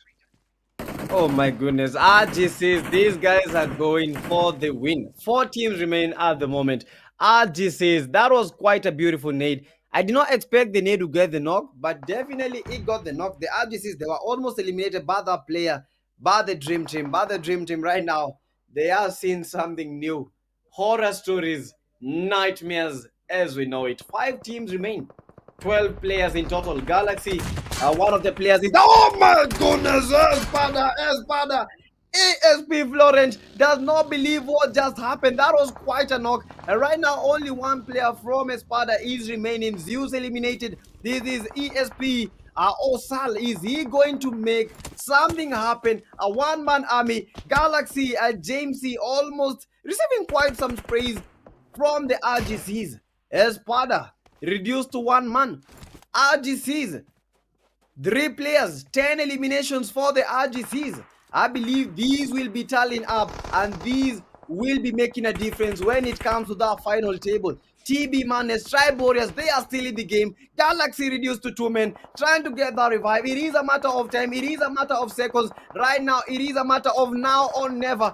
Do or die. Make that happen. Get the eliminations. Get the win. It is now, and the action boiling up at the top. Tribe Warriors.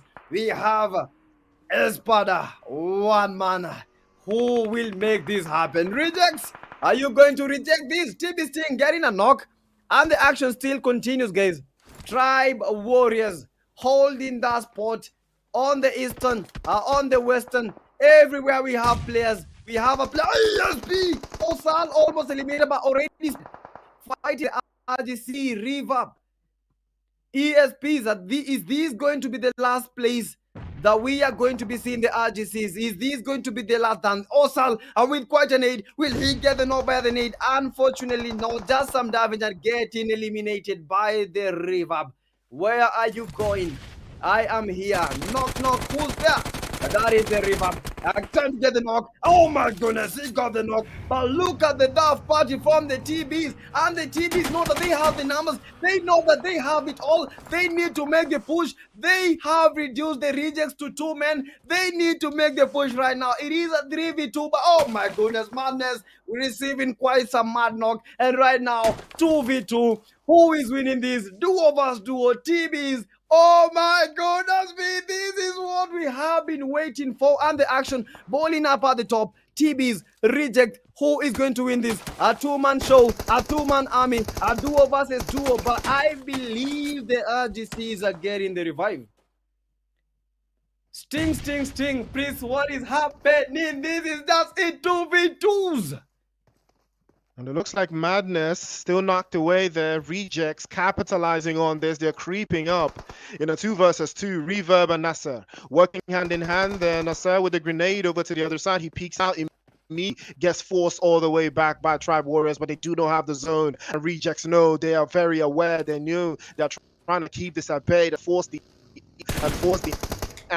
Hambers in a 3 versus 2. If they can get the numbers all the way back up, and they have 13 off, chop through immediately over to the door, and that grenade could work and immediately get the job done. And 1 versus 2, Nasser will claim the chicken dinner, and the rejects once again showing what they are made of. South Africa in the chat. The chat will be going absolutely insane with the South African flags, and it is well deserved. Rejects claim yet another chicken dinner, Miramar time, and well deserved. Absolutely incredible from the rejects, well executed, and the job getting done.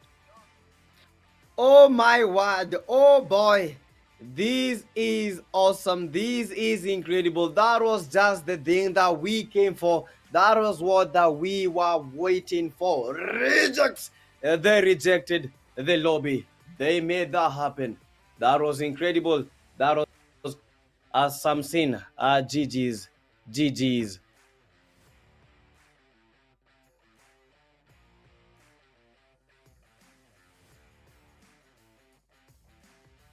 Game from the South African side, that is the reject. What a game from them. They played a good game and they made that happen. And guys, if you are in the chat, South Africa, your time has come on the reject. They have rejected the lobby.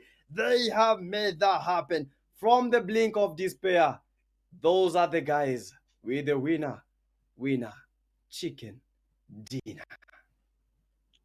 Absolutely well deserved. Well done to rejects. I mean, we saw them play a little bit slow, but they started off firing, and Nasser was the man to unlock the violence. 6 eliminations, almost dealing 1,000 points worth of damage to show you that, yeah, this guy was next level.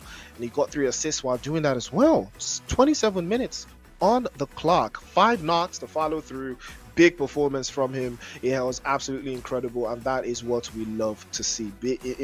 It's always going to be a force to be reckoned with when it comes to, you know, X-Force rejects, to the pushes, to the rotations, to the angles. It works in their favor time around. They stood 10 toes down and put in the work, and Nasser was the man to make it happen for X-Force rejects. Hopefully they will be, you know, doing more of the same in the next game to shoe up their chances of getting into that top 5 or possibly top 3 position, owing to the fact that they did manage to get a chunk load of eliminations inside of this game. But taking a look at the top players, after Nasser, we still had Baby and Reverb putting in that work, averaging between themselves roughly maybe over 2,500 in damage points. I mean, nations, but the damage speaks for itself. Also almost averaging 1,000. Reverb with almost 800 for himself. 5 eliminations to follow through, and even Anos from Reject X, also putting in that work, 4 eliminations and almost 800 damage points for himself as well. Big moves for the guys from Reject X, and again, it tells you exactly all you need to know. 50 eliminations to the good, 13 headshots on the board, 362 meters were traveled by these bullets across the map. I think we've still had longer distances though, but we did have one airdrop looted, some at some midpoint between the game, 3 grenade eliminations and 1 vehicle eliminations, one less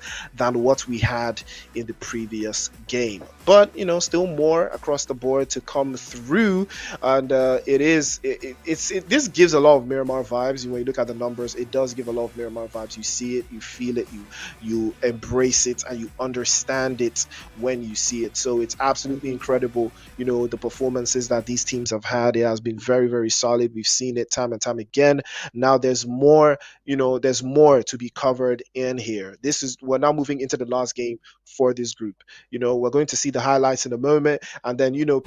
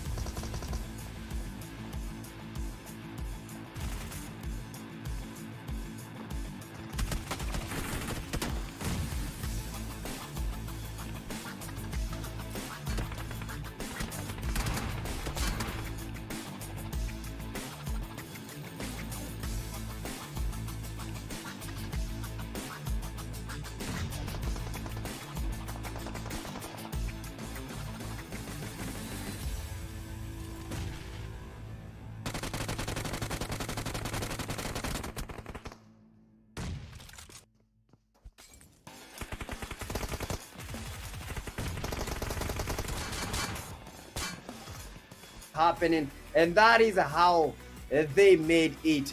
Those were the rejects, and South Africa didn't even believe that happened, but South Africa, they made it happen. Guys, for the winner chicken dinner, these are the team statistics. Look at Nasir, he got 6 eliminations.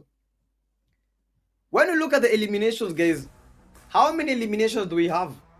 I think that is 11, 12, 13, 14, 15. 15 eliminations, one team, and a chicken dinner. You can do the math. I know you see all those points that these rejects have gotten, and I believe we shall be seeing a shift when it comes to the table. Have they made it to the top? Have they already made it to the top 5? Have they made it happen? Have they made it to the cream de la cream when it comes to that overall standing? For the match ranking, that was Miramar day 4. This was their first game today. They still have another game, and the RGC, 25 points, 10 for the chicken dinner and 15 for the eliminations. Honestly, one word, superb. These guys, they were superb. They brought the action and they brought the crown home. 25 points for them. For the number 2, the boss, this was the first team, the Knox. They were second. How? But I think, yeah, but that game was awesome. That game was awesome. I believe they were doing great, but the boys, we have the Galaxy, the 11, W with the 10, ES rejects, we have Glory. Quite a game. That was quite a sensation. That was awesome to even see and half of it. And for the standings, for the overall rank, this is team still hold that position. Then that's 77 points, but look at the improvement from now at position points to their name. And you need to see this. Have one game short, one game shy from the team that are making the top 5. These are the only team with 1 game shy. So these guys, I believe in their next game, if they bring their all, they are going to be top of this table. Are they going to really do that? We have the Angries, we have the Neon, the Mau. Oh my goodness me. But the limelight right now goes to the RGCs. 72 points. They only need how many points? I believe that is 5 points. Only 5 points and they are at the top. So in the next game, they need to get more than 5 eliminations. They need to get good placement points to guarantee them top of this table. I hope that happens to them and I hope that they will make it happen. For the number 9, as you can see, look at the point differences as we continue with this. Please, I believe you see how these teams have been playing and you see how the points are getting scattered, how the differences are getting minute as we continue with these match days. Absolutely. I mean, final boss, that performance, they did get a couple of eliminations, catapulting themselves into the top 14 with a game in hand as well. One band unfortunately didn't add anything from that the first match we had today, so it was unfortunate for them, so they sit in 10th. 12 esports as well, also with another opportunity. Team Glory now finding themselves inside of the top 14. They had an opportunity to do so much better, but it turns out that was not going to be the case for them, so now they will need to do much better than they did in this game in the next game, and the next game is a different map. It is going to be Sandhawk, and now it's a matter of, okay, who is going to turn up in the Sandhawk game. Remember, the points start to add up, the points start to dwindle. 10 games per team, so every single point matters. You have to maximize all of your performances to get more on the board, but it is not over just yet. 2 games more to go, ladies and gentlemen. It is the PUBG Mobile Africa Cup. The action continues right after this. We'll bring you some of that Sanok action, so don't touch that dial. See you in a bit.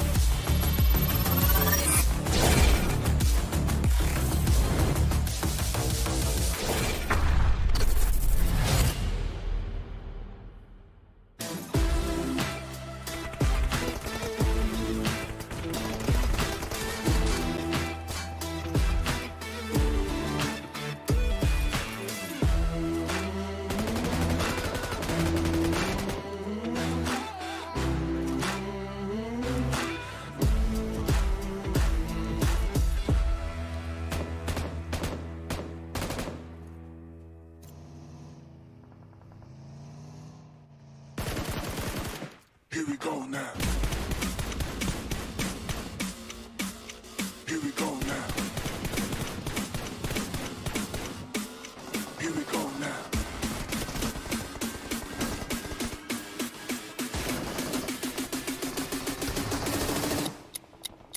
Here we go now.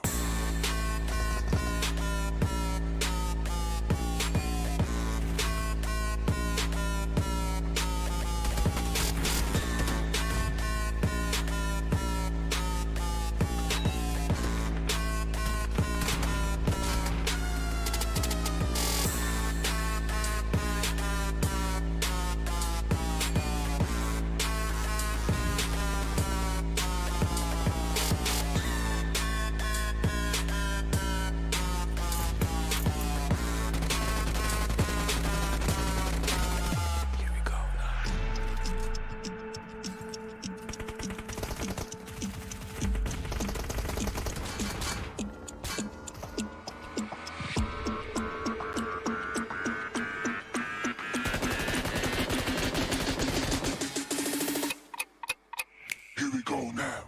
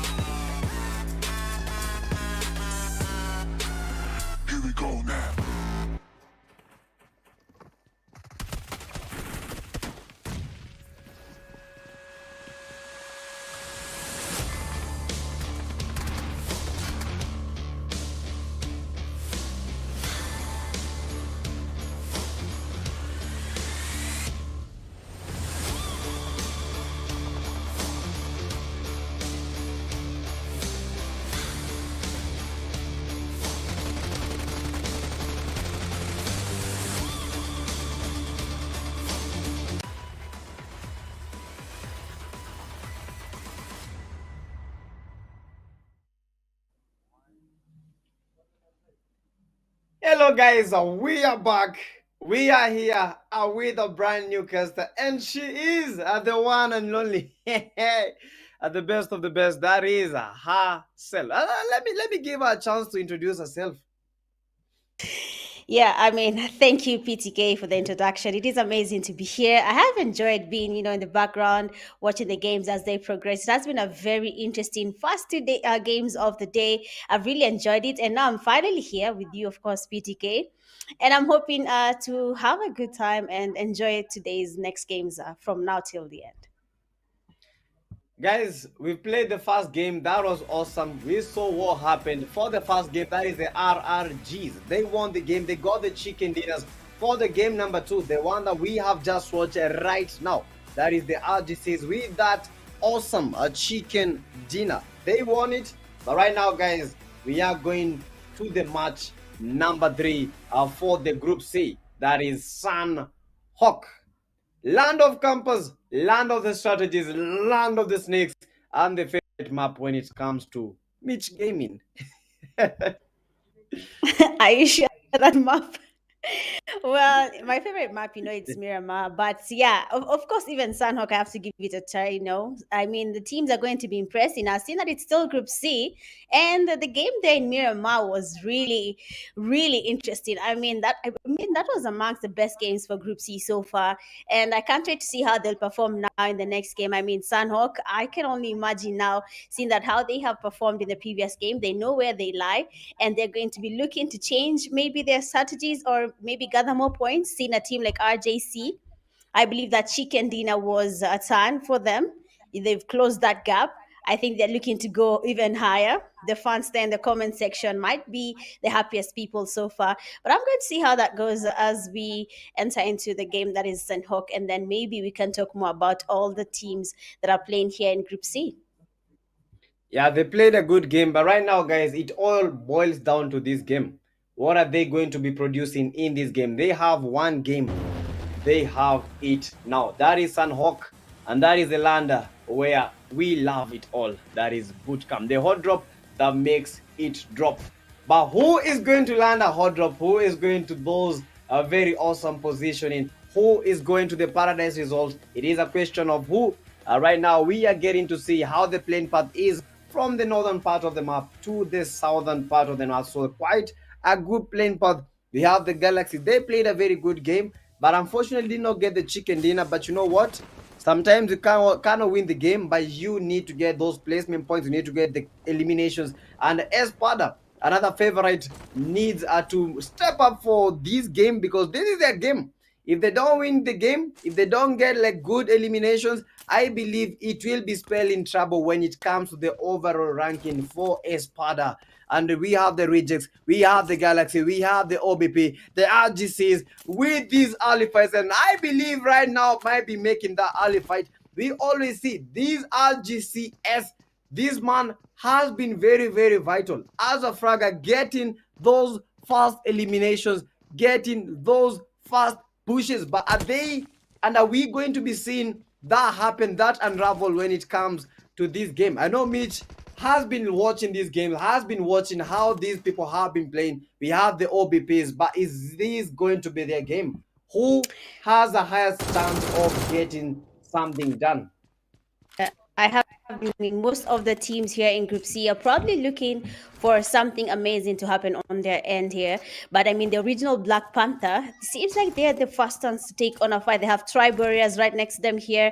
Usually, I'm used to a team. Okay, yesterday RJC was there taking on the early fight, but then now it seems like they have somehow changed their strategy, and it is actually working for them. You can see how they're gathering up the eliminations and the placements. They're trying to really get their points up as much as they can. Even though when we look at the northern side there in Cow, we can see that RJC already landed with another team, and that is Glory. So probably we'll be seeing a fight happening there later. But then OBP here, they'll be trying to go in for that push. Tribe Warriors basically right in front of them. They've been able to get a revive, but they're down one player and they need to get something happening. A beautiful knock there by Thales, and that will be the signal for the original Black Panthers going for that push. You can see Sting there waiting. I mean, that is a very nice Sting operation. I mean, he just sat and waited to get closer. And unfortunately for him, here he's losing players one by one, leaving just him as the only person standing. His HP will not be saving grace anymore, and the players from OBP will be going in for that push. And Sting is not moving a muscle. I don't think they know that he has a gas can. I mean, I thought that was going to be a suicide mission where he's going to leave that gas can there, and the people, when they go in for that spray and maybe get to destroy the gas can and get some knocks as he goes back to lobby. But they don't really want to do that. They're going to be waiting, and Sting in FPP mode is going to be waiting for them to go in for that push, but it seems like they are not ready to take on that fight. I mean, you understand what is happening there, PTK. That is what we call strategic holding. He is patient and he is ready to wait for people to go in there, and then maybe he can get one or two before he comes to join his teammates in lobby. Yeah, I believe the OBPs, they know the vital rule. Don't push. Don't just push. Because at times we've seen teams, we watched yesterday's teams pushing, you're pushing one guy and the guy gets to eliminate the whole team. We've seen scenarios of 1v3s, we've seen scenarios of 1v4s. I believe the OBPs, they were very much aware, and look at this. They are fighting against two teams. That is why I believe they did not make the push, because there is a team that is trying to get the third party. They have gotten all of the players. That is OBP right now reduced to 2 men. That is the boss team. TB Sting right now holding on to his horses. This man, he does not even believe how he's still surviving. He is waiting patiently in the FPP, as we have seen it in the small room in the corner. Galaxies are fighting against the evil ones. Evil was trying to create a choke point to get the Galaxy. Oh my goodness, what a nade. And the nade, one of the Galaxy players is out. That is Macy. And the Galaxy is reduced to 3 men. But they are trying to get the revive. Another nade. Oh my goodness, the nade may get the knock, but does not get the knock. Galaxy Jamis is down, and he is making the push. A 1v1. Evil back. Let me take you back. For what an insane cover. Evil back. Someone that is a 7 RB just got his back. Right now they have the advantage. 3 players. One of the guys is not, but they are trying to get that revive. Galaxy is right now reduced to 3 men as we know it. Will they be able to get those revives? Will they be able to fight and prevail? And will they be able to win against that very well unable team? RGC's, this team has been with early fights as many as all the games that we have been watching and spectating them. Right now they are making the push to the glory team. Will the glory receive their glory? Will they receive their flowers? Will they be able to win our fight against the RGCs? The RGCs have been incredible. These guys have been pushing. They have been making it happen. And the NASA are going for the push. They know that the glory are here. RGC is down. And the RGC is receiving quite some casualties. Only 2 of the guys are remaining. That is Nasi and the River. Will they be able to eliminate the final 2 players from the Galaxies? Are trying to make the push. He got the knock, and they are going for the push. Oh my goodness me. Nasa, they need to make the push. They need to go for it now. They are going for the glory. Oh my goodness. What? The glory is here. And they are making it happen. Only one of the players is remaining. Glory, glory, glory. We are taking you to the lobby. And just like that, the RGCs are asserting dominance and making the glories reach to the lobby. Love it, hate it, the RGCs are doing as they did in the previous game. I mean, I am quite impressed there with RJC. That was an amazing comeback. Honestly, RJC was on the losing end here. Two players are down, but we'll be talking about that soon. But then you have Galaxy Reese there, goes in for that push, and someone strategically holding that compound is easily able to get that knock. And now 1 man remains standing from the Galaxy Legends, and that is Mag. And we'll be seeing how that plays out for him. I mean, we have witnessed one player from RJC covering his team and being able to get at least a couple of eliminations. That's going for that push. And unfortunately, my friend here from Galaxy Legends, Mag, is just but a solo, and the evil ones have the numbers. And just like that, he has been taken back to lobby. I mean, RJC there, they had the 2 players down. Composure is everything right now, PTK, because that fight could have gone either way. If the player there from RJC decided, let me just, let me not think through it. Let me just go in for that push. Let me put in the pressure, get something happening. But what happened is that Nasser and his teammates decided, let's take our time and assess the situation. And that is exactly what happened. RJC took their time and easily they were able to deliver glory all the way back to lobby. That was a very interesting fight to experience. But now we have another one happening again. And that is the original Black Panthers. Two players remain standing. Thales there. We've seen him dominating before for his team. Already 2 eliminations to his name. So let's see how that will be happening. But it seems like Tribe Warriors will be going back to lobby. And now the final bosses will be going in for that push. Original Black Panthers on the fighting end right now. Beautiful pre-fires by Thales. And that player, honestly, what is that left peak? Very rare to see players being comfortable peeking on their left side and being able to get something happening. That's amazing. I mean, Zeus final boss player, that is Pyro, a very good time there with the left peak. I did not even expect that, but we'll be seeing if that is going to be the case. Is he going to be surviving, seeing that he's actually very fast on his feet? But remember, we have just witnessed something close to impossible from the RJC team. It could be happening here as well for OBP. Who knows? Left pick. Who even uses the left? Exactly. Exactly. Like, use a left pick. Honestly, I think mine is disabled because left pick goes very hard to implement. Those are very, very hard to use. How do you disable? By taking it to the top. I think that is that's it. Just move it to places that you will not that your fingers don't like cross. That is the only way, because the left pick, I don't know. Every time I use the left pick, I get knocked. Like I almost like expose my whole body. But that guy, he used the left pick seamlessly. And guys, as we continue the game, we can see the level of competitiveness that is here. The DKs right now, they are suffering, and they are suffering indeed as they are getting pushed. This is the DK. Oh my goodness, evil one taking the DKs home. DKs with 0 eliminations, and I believe today has been the worst when it comes to the DK gameplay. They have suffered a lot of casualties, and that is happening as we speak. Oh my goodness, Mitch, what is happening to the DKs? Today they have not had the game of their life. Yesterday they were having a good game, but what about today? Yeah, I'm also wondering the same thing. I mean, yesterday, DK there, the first game of the day, they gave us an amazing chicken dinner, but we've seen a lot of teams facing the same thing. I'm really trying to understand. Maybe it does happen sometimes, cold feet, I will say that, but probably DK, it's just not their day, but they do not have to lose hope. Anything can happen. But then looking at Espada now, taking on the F4 team, and already a player is really close there. Rogue is going to get closer. Well, Rogue has to be very, very careful. Oh, and Rogue is down, and that means 2 players remain standing. Forced, actually, 1 man is standing, and that is Hero. I don't know what his plan is, but you can see Sora there really wants to go in for that push. They know his location, and they want to take down this player before anything happens. And the Spider, we have seen them trying to catch up, trying to get back on their feet. The first day for Group C, we had them getting an amazing chicken dinner, but then seeing that happen again has been close to impossible. But right now, it seems like Espada is looking for that chicken dinner. Even though the zone is taking down their teammates one by one, they should probably finish this fight before anything else happens. Otherwise, we'll be seeing Espada going back to the lobby just by the zone, which will be an unfortunate scenario for a team that we know can do really, really well. But for now, 3 of their teammates are still standing. The zone quite damaging. Force Iro. What is that? Okay. Force, I think that is Iro is really trying to, get the smokes here, trying to change his position. Probably will be a good thing for him.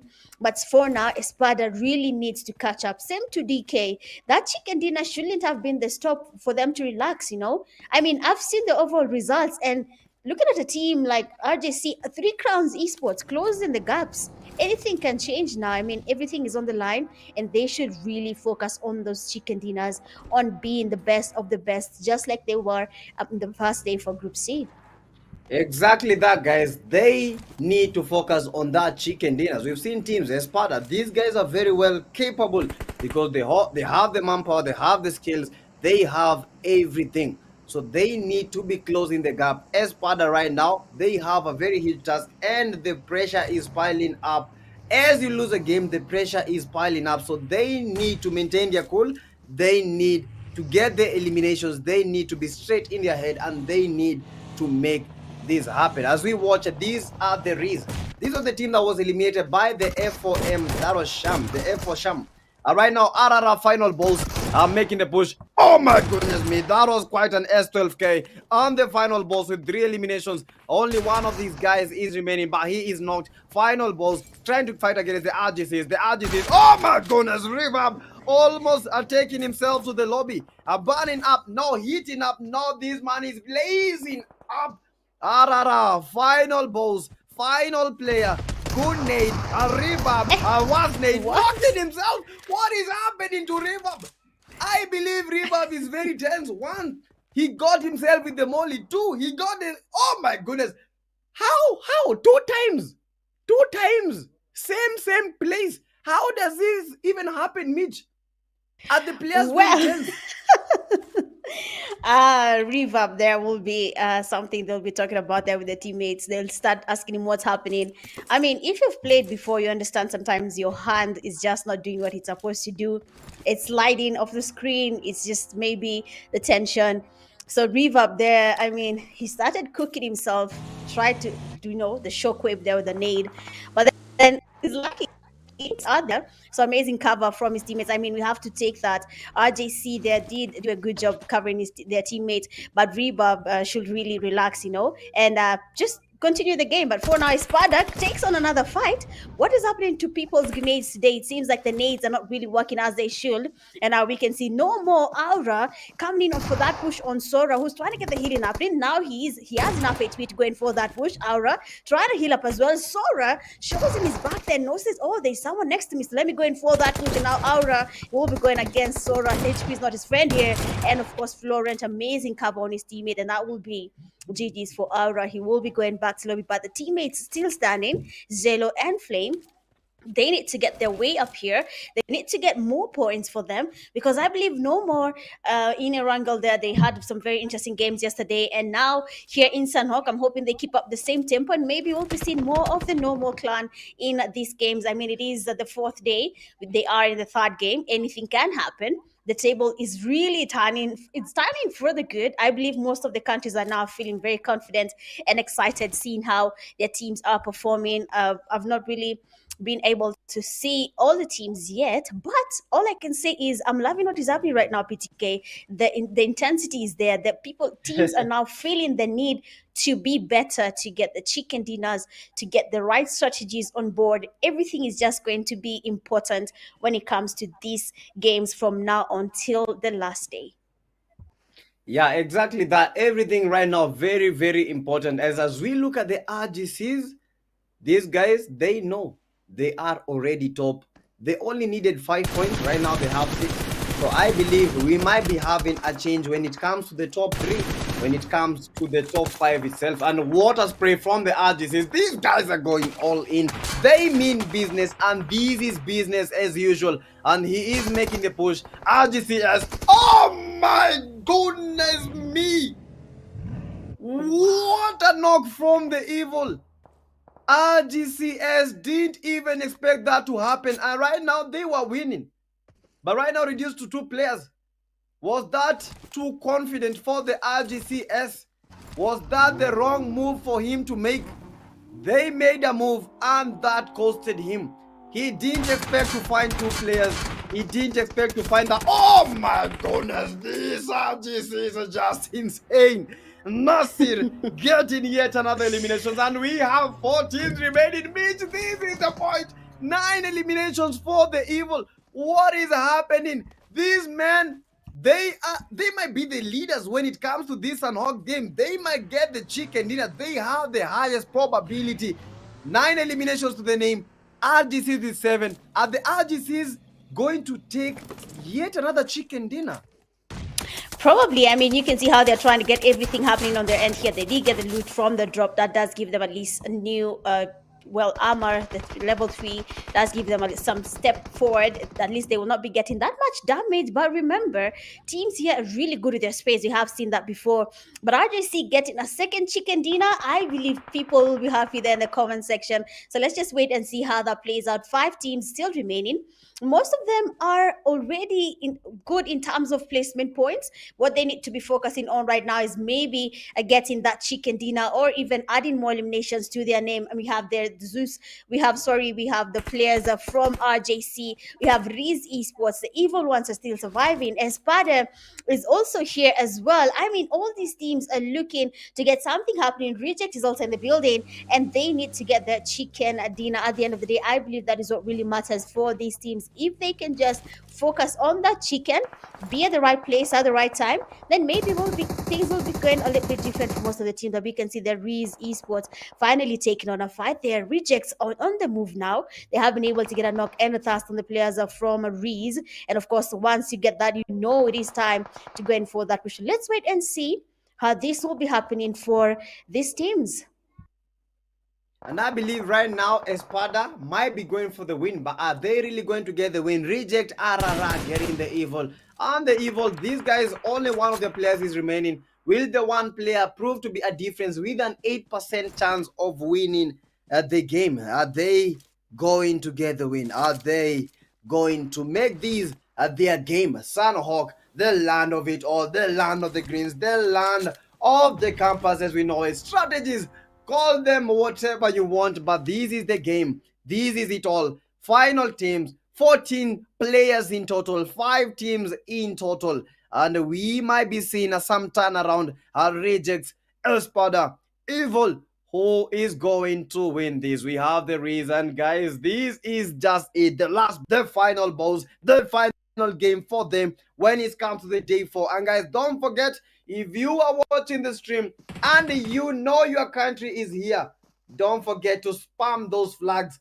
Send those flags their way. Let the teams know that you are watching in full support of their efforts, in full support of what they are bringing for your country. Quite a Riz, a lasering the Espada Sora. And right now, Espada, only two players are remaining in their team. And this is just it. You know, when it comes to Sunhawk, you might be thinking that you are seeing everything, but don't let the grass fool you.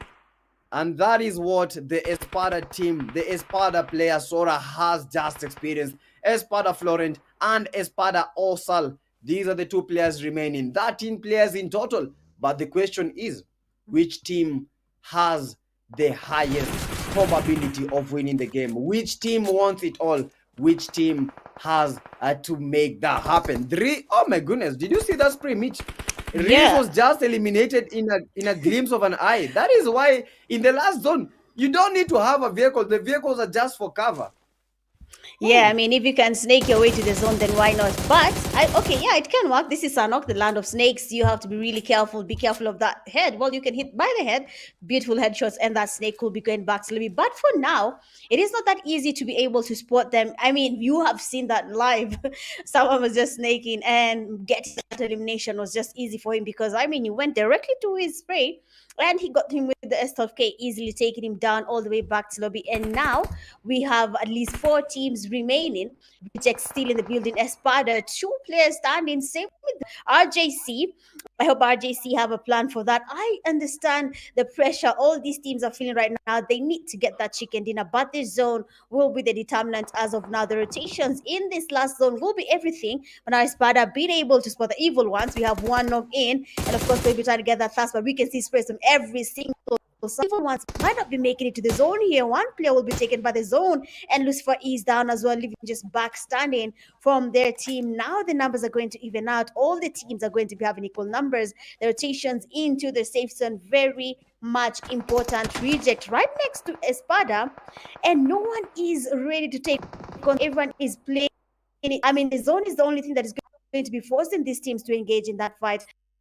They have the compound. They will not be making their rotations. Espada, they have the high ground, but so does Reject, and they have been spotted. Their Osel is down. 1 man remains standing. Florent, they are trying to get the mollies happening here, trying to get someone cooked. And we can see they push their beautiful free fires with S12K. I mean, that kick fire, I mean, it was perfection. And RRR will be taken down. And just like that, I believe Espada have just lost that fight with RJC closing in. And nades are getting cooked up. Rejects there. The nades have been able to connect. Reverb is down. Sorry. Now Nasser trying to smoke up the place here, trying to get the rotations of the vehicle. Anything could happen, but then again, you have to be at the right place at the right time. Nasser being surrounded, feeling pressure. Rejects the space here. And just like that, RJC. And for the second time, I believe, they will not Oh be my able. goodness. Exactly. Mm. How did that slip away? But I believe they did for that game. But guys, that was a sensation, and that is why it is happening all over again. The love of him sensation. It is bottling up at the top. Things are definitely changing. RGCs, I think right now things are definitely changing. That was a good game. That was one for the watch. A reject X, they rejected. We had a fight. They came all in and they made that happen. Oh my goodness me. Winner, winner, winner. Chicken dinner. Love it, hate it. We need to see those flags. We need to see you guys in full support of your teams. That was an incredible game. That was fun to watch. That was just it all. Bang, bang. That is how you do it. They came for the win. They got the win. The rejects, they got the points. They made that happen. RGCs, I believe we are seeing something. A big, big turnaround in the table. And right now, it is no longer lonely at the top, Mitch. It is no longer lonely. I think it was ever lonely. But I know RJC there. I mean, rejects. RJC Nasser did not have it. He was down in terms of numbers, and the players from rejects had the numbers, and even for his positioning in that last season fight was just not. I believe if he had a better positioning, if they had enough numbers, then maybe their fate would have been a little bit different. But then again, these things happen, and sometimes you just have to go with it. Looking at the MVP for this match, we have the OBP player Dales. There are 4 eliminations, a damage of 905, getting 5 knocks, surviving a total of 8 minutes, a very little time, and still getting MVP. That is quite impressive for him. There, we saw from the beginning of the game he was already engaging in a fight. They were the first team to take on the fight. It makes sense if you see him being able to get the MVP title this early in the game, but it's kind of interesting to see that he got 4 eliminations, got MVP. I'm sort of interested to see what the other top players got at the end of the day. Okay, so there we go. So we have second place, we have ESP Espada player Sora getting 1 elimination, 547 damage. Evil player Evil getting 3 eliminations and a damage of 533. RJC Reverb getting 4th place. There are 2 eliminations, a damage of 526. And then Nasser, even though he got the highest eliminations there at 5, his damage 481 was just a little bit low there. That did give Thales the foot in the top player for this game, the MVP. But I mean, this happens. Nasser really had the cover, but his teammates are also there getting the damage with him. That's why I believe his damage was somehow reduced because of the amazing teamwork that they had as RJC as a whole. Oh my goodness me, guys. And as we look at the match summary, we have a very big and a huge reduction when it comes to the headshots. I believe this is the game we've seen the least number of headshots. How are they at 4? I told you, this is the land where the grass lies. This is the land of the snakes, and that is why just 4 headshots, we have 48 eliminations, 2 airdrops looted, 3 grenade eliminations. I believe we had seen a couple of grenade eliminations from I think that was the player from the RGCs. We have the longest distance, that is 315 meters, but I don't think the grenade will count. We have the vehicle eliminations, that is 0. Sunhawk, not a barren land. We have a lot of vegetation. We have a lot of trees. That is why traversing with a vehicle is very, very hard for teams to make those eliminations count. But that was quite a game. That was a very, very fun and very exhilarating to watch. One for the take, and that was one for the win. At the end of the day, only one team gets the chicken dinner, not 2, and that is how it bottled up. And guys, that was awesome, honestly. And right now, I'm in for the fight for the show. I'm in for the show, Africa. This is just it. This is just it, Mitch. And you saw what happened. You saw all those knocks. You saw all those. You saw those eliminations. They never come easy. But teams, we have some teams that are making these look easy. Look at the.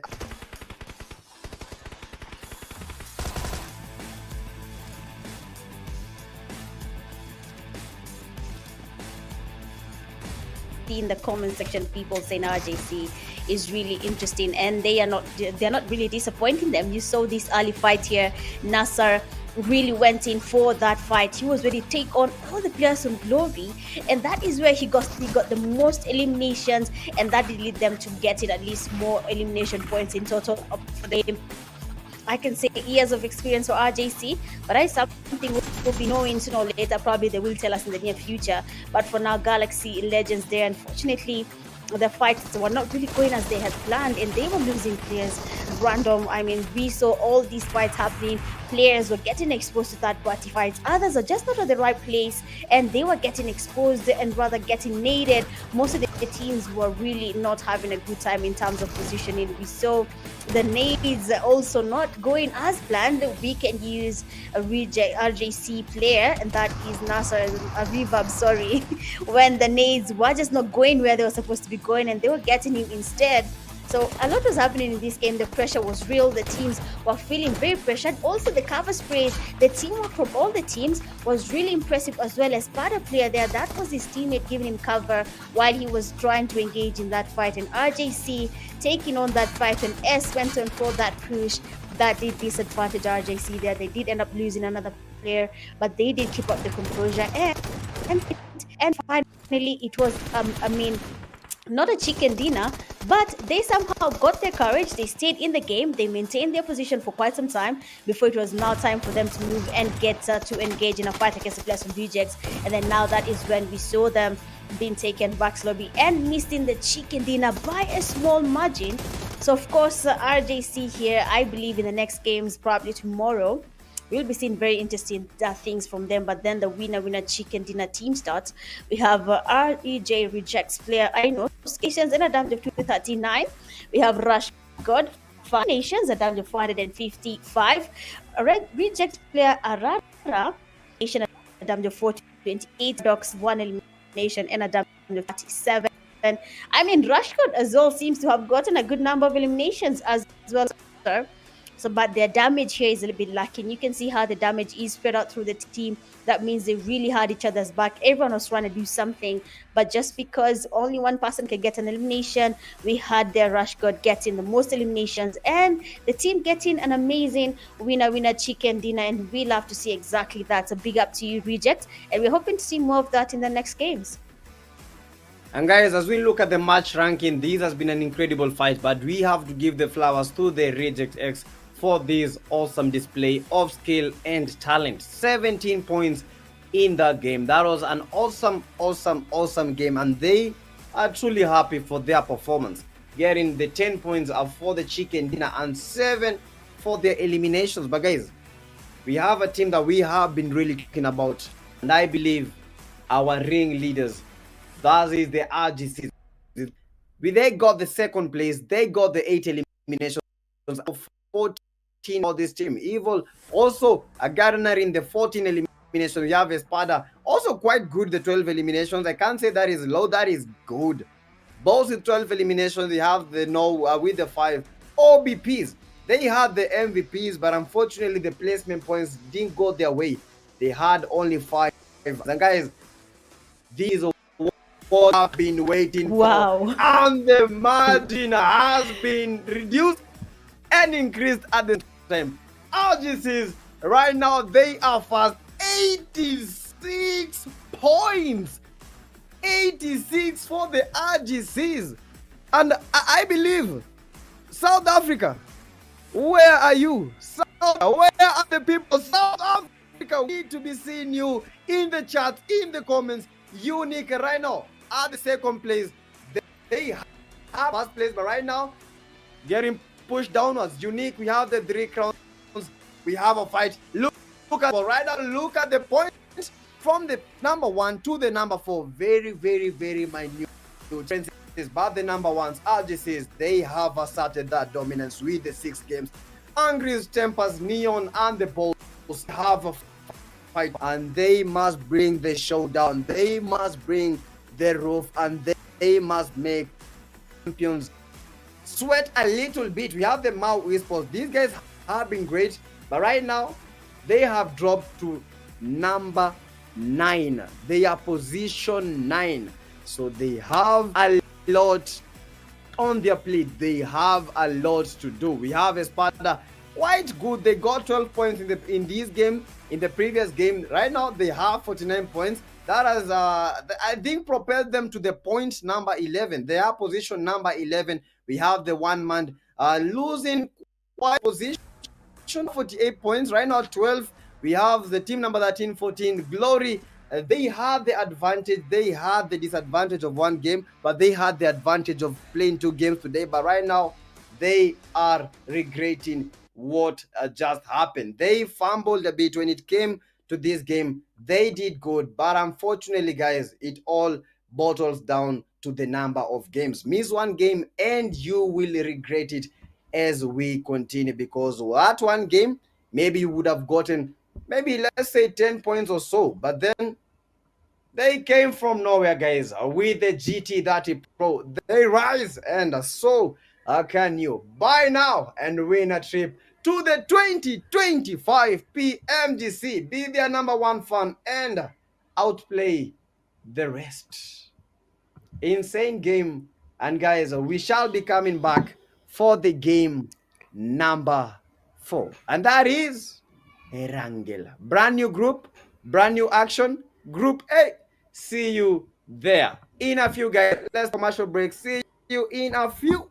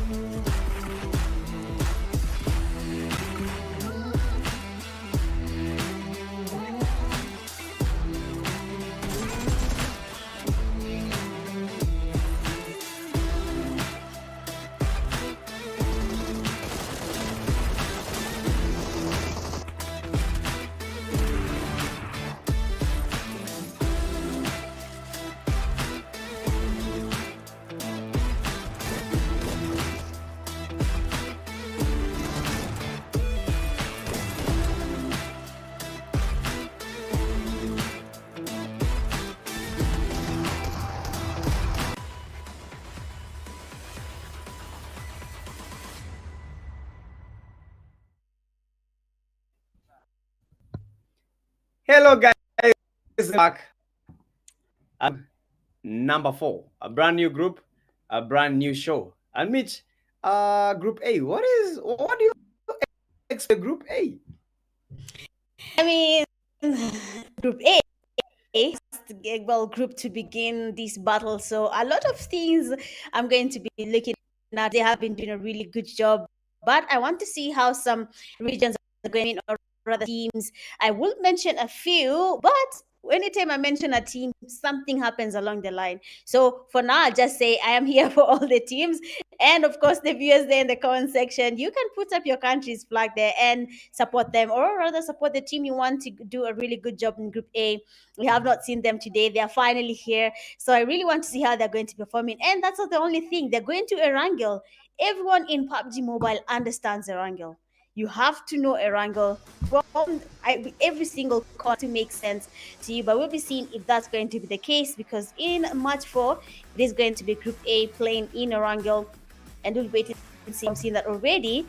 In Group B, we had Rage Esports getting a chicken dinner for the first game. Group C, we had RJC getting a chicken dinner. And then match 3, we had Group C again getting Rejects Esports. Okay, so let's see if we're going to be having anything happening, honestly, for these teams. I am quite excited, if I'm being honest. I love Erangel, and I love how teams do a really good job when it comes to Erangel. So in the section, guys, do not be shy. Tell us which team, or rather, which country are you supporting, and why are you here in the comment section? Which team do you want to do a good job? So let us know there. And of course, we'll be waiting to see if the same teams you guys mentioned are the same teams that are going to be giving us a chicken dinner for the 4th game of the night. I mean, PTK, we are excited. That is it. We are just excited. Excited is the word. We have seen the action. We have seen some tables turn. The RGCs, they have made that happen. But right now, it all boils down to the Group A. This is a chance to shine.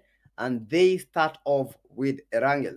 And as Mitch has been talking about Erangel, I believe everyone knows Erangel. This is one of the most common maps ever. Look at every games. Look at how the people play Erangel. You know that Gatka is on this direction. You know that Pochink is in this direction. When I'm here, this is Ferry Paya. When I'm here, this is Quarry, and so on and so on. One of the hot jobs, apartments. I love apartments, but the thing is, I never land at. Yeah, that is where you need to know love, love and land. You might love something but not go there. I just love it. I love all the gameplays that are in the apartments. I love how people use the. The thing is, when I take the exact same shotgun, wonders and because will happen. I will make the shots, but the only shot I will get in, nothing. I don't know what happens. Honestly, I don't know. I don't know what happened. Every time I pick a shotgun, you can just tell them you're a Livy Korea, and they will totally understand. No ask you or blame you for anything. But yes, actually, the apartments. If you're not good at understanding the steps and a few things about the apartment, where to throw your nade, or rather, how am I going to jump outside the window and still go back inside? They don't know how people do that, but it is possible. So you'll be seeing how they play. I mean, it is Erangel. I should be able to show you a door and say this is Gatka without even opening the map. You understand? But without further ado, let's head into the game, and that is the Erangel, where we'll be seeing what the teams are going to be giving us today for of the night, where we have Group A. We are going to be seeing how the teams are going to be performing. Of course, we have a couple of team favorites here and there. Every region is represented. So if they get to live up to the expectation that people will be proud of, if they do not, it's still a chance for the tables to turn, but we'll be seeing if that is going to be the case or not. But for now, the flight path there is coming from Novo all the way to Servine. Seeing how the teams will be picking their landing spots. You have teams like Execute, Unique, 4 Miracles, GUF, XTC, Zeus, Mo Esports, Emperors, Not Neon Rising, Sibbles, Slotnit, ROD, Rodriguez, Rag, and of course, Late Russia's also playing in Group A. I mean, PTK, this is the moment for Team Unique to go back to their first place slot if if they get the London right, if they get the number right, and maybe the perfect strategy, we will be seeing them getting their chicken dinner. They have been moved down. Mo Israel has been moved all ninth place. So now I think this game for Group A, they were seated. I hope they've powdered their hands because now it is going to be very, very intense in this game. Yeah, as intense as it may be, guys, don't forget we have the team that are fighting for the top one spot. That is one and only the team Unique from Mauritius. The team that has been holding the number one for as many days as I can count. But to take their top spot back, that is the question. And I know they know that the RGCs are watching. I know they know they need to get the points. I know that they have the pressure, they have the skills, but are they really going to make it slip, or are they really going to make it happen? We have the Execute from Kenya, another party favorite. This is the only Kenyan team that I've seen in the top 14. Are they going to represent Kenya in the top 14? Are they going to make it? We still have 2 days to go, and this is their fourth day. So they need to bring their action, they need to bring their prowess, they need to bring it all. Not forgetting the Royal Academy Gabon, we have Rodriguez Esports, Slaughter Unit, Not Esports, Neo, we have the Mao Esports, Zeus Moris. And one thing that I've noticed while playing the game, one thing that I've noticed from watching these games, Mauritius has been on top from the Team Unique, from the Zeus, from the Mao Esports. How on earth do you have 3 teams that are terrorizing the lobby? How on earth, Mitch? Exactly. I mean, they are doing a very interesting game here. For the players around Mauritius teams, they're really confident in their fights. You can see how aggressive they get when they're going in for that push. When they want to take on a team, you will not see them hesitating. They'll actually go for that push. And if they start losing, they will change their strategy and go away from the fight, retreat, and then come back later. But for now in Rozok, it seems like the Emperors there are receiving some heat from the team that is Neon Rising. Another amazing team from Nigeria. We'll be seeing how they perform as well. I believe a couple of fans there in the comment section will wait and see how they do in this fight. But for now, we have Beekeeper doing a very sneaky rotation, trying to make sure that the players from Emperor cannot spot him. And Beast will revive, but then he has to be really careful. He can be hard as long as he's very close to the players from, the revive that is happening right above him. If they're able to listen a bit more, then the Emperors will be able to get that knock on Real Rising player Beekeeper. All this depends on how Beekeeper takes on this fight. But let's just wait and see how this is going to be playing out. We are going to be surprised. That is something I'm sure. We won't be expecting them to do much, but they'll actually do more than we expected. So for now, I don't even want to throw and say this is the team that I'm going to be looking at because anything can happen. I mean, that guy is there. So yesterday he did surprise us. So I hope he's going to be doing the same thing today. But you can tell us, PTK, for Group A, do you have any favorites? Or rather, not favorites, but do you have a team that you feel can do a really good job in this Group A bracket? Honestly, I believe all the teams have the capability of getting the chicken dinner, but we need to talk about the region. And I believe today they might be bringing something special to these games. Don't forget, this is a wrangle, and these guys, this is one of their favorite maps. We have watched them do incredible things, and maybe they might do it once more, but it all depends on them. We also have the I believe the less rushers. We've not seen a lot of action from the less rushers. So maybe this will be their reckoning time. This will be their time to shine. But guys, it all depends on these teams. It all depends on how they are going to execute each and every training that they have been making. And already we have finished getting the knock. ITZ Lord is already down. Invincible team, they are already making the push. Oh my goodness me, what some incredible knocks as we speak. Right now reduced, I believe, to 2 men. Yeah, Invincible team, they have 2 men remaining.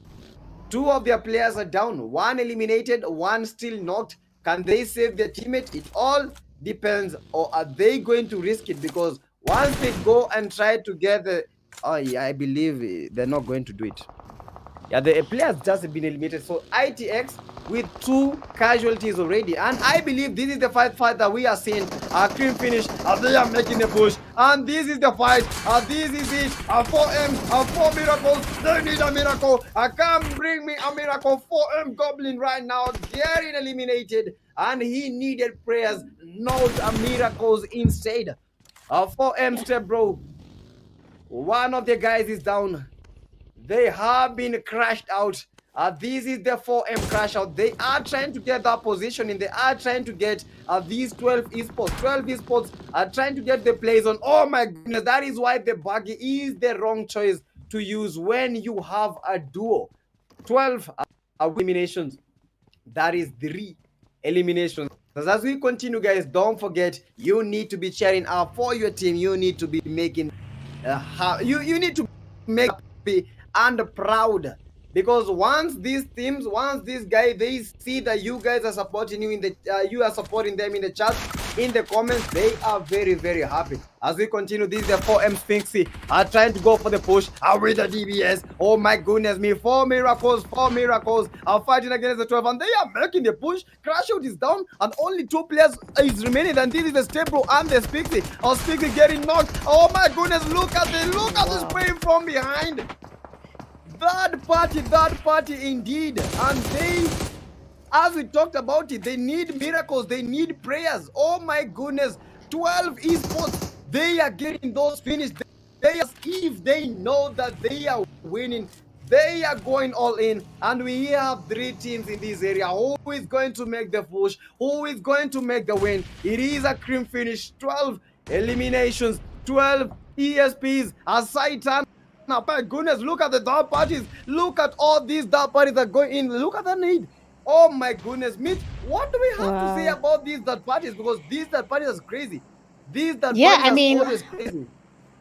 I usually Rodriguez, I think that is something they tend to do a lot. They get to third party fights, but at this time it is not going to be an easy fight for them. We have 12 going in for that push. 1 player is down already. Fatal is on his knees, and that means the teammates need to get a revive happening. We are still saying a prayer for the 4 miracles, because now crash out cannot be revived, but this fight really needs to get going before anything happens, before another team does join the party. We can see Narcos as well getting knocked there. Another player is down, and that is Craven. That my start name Braxa.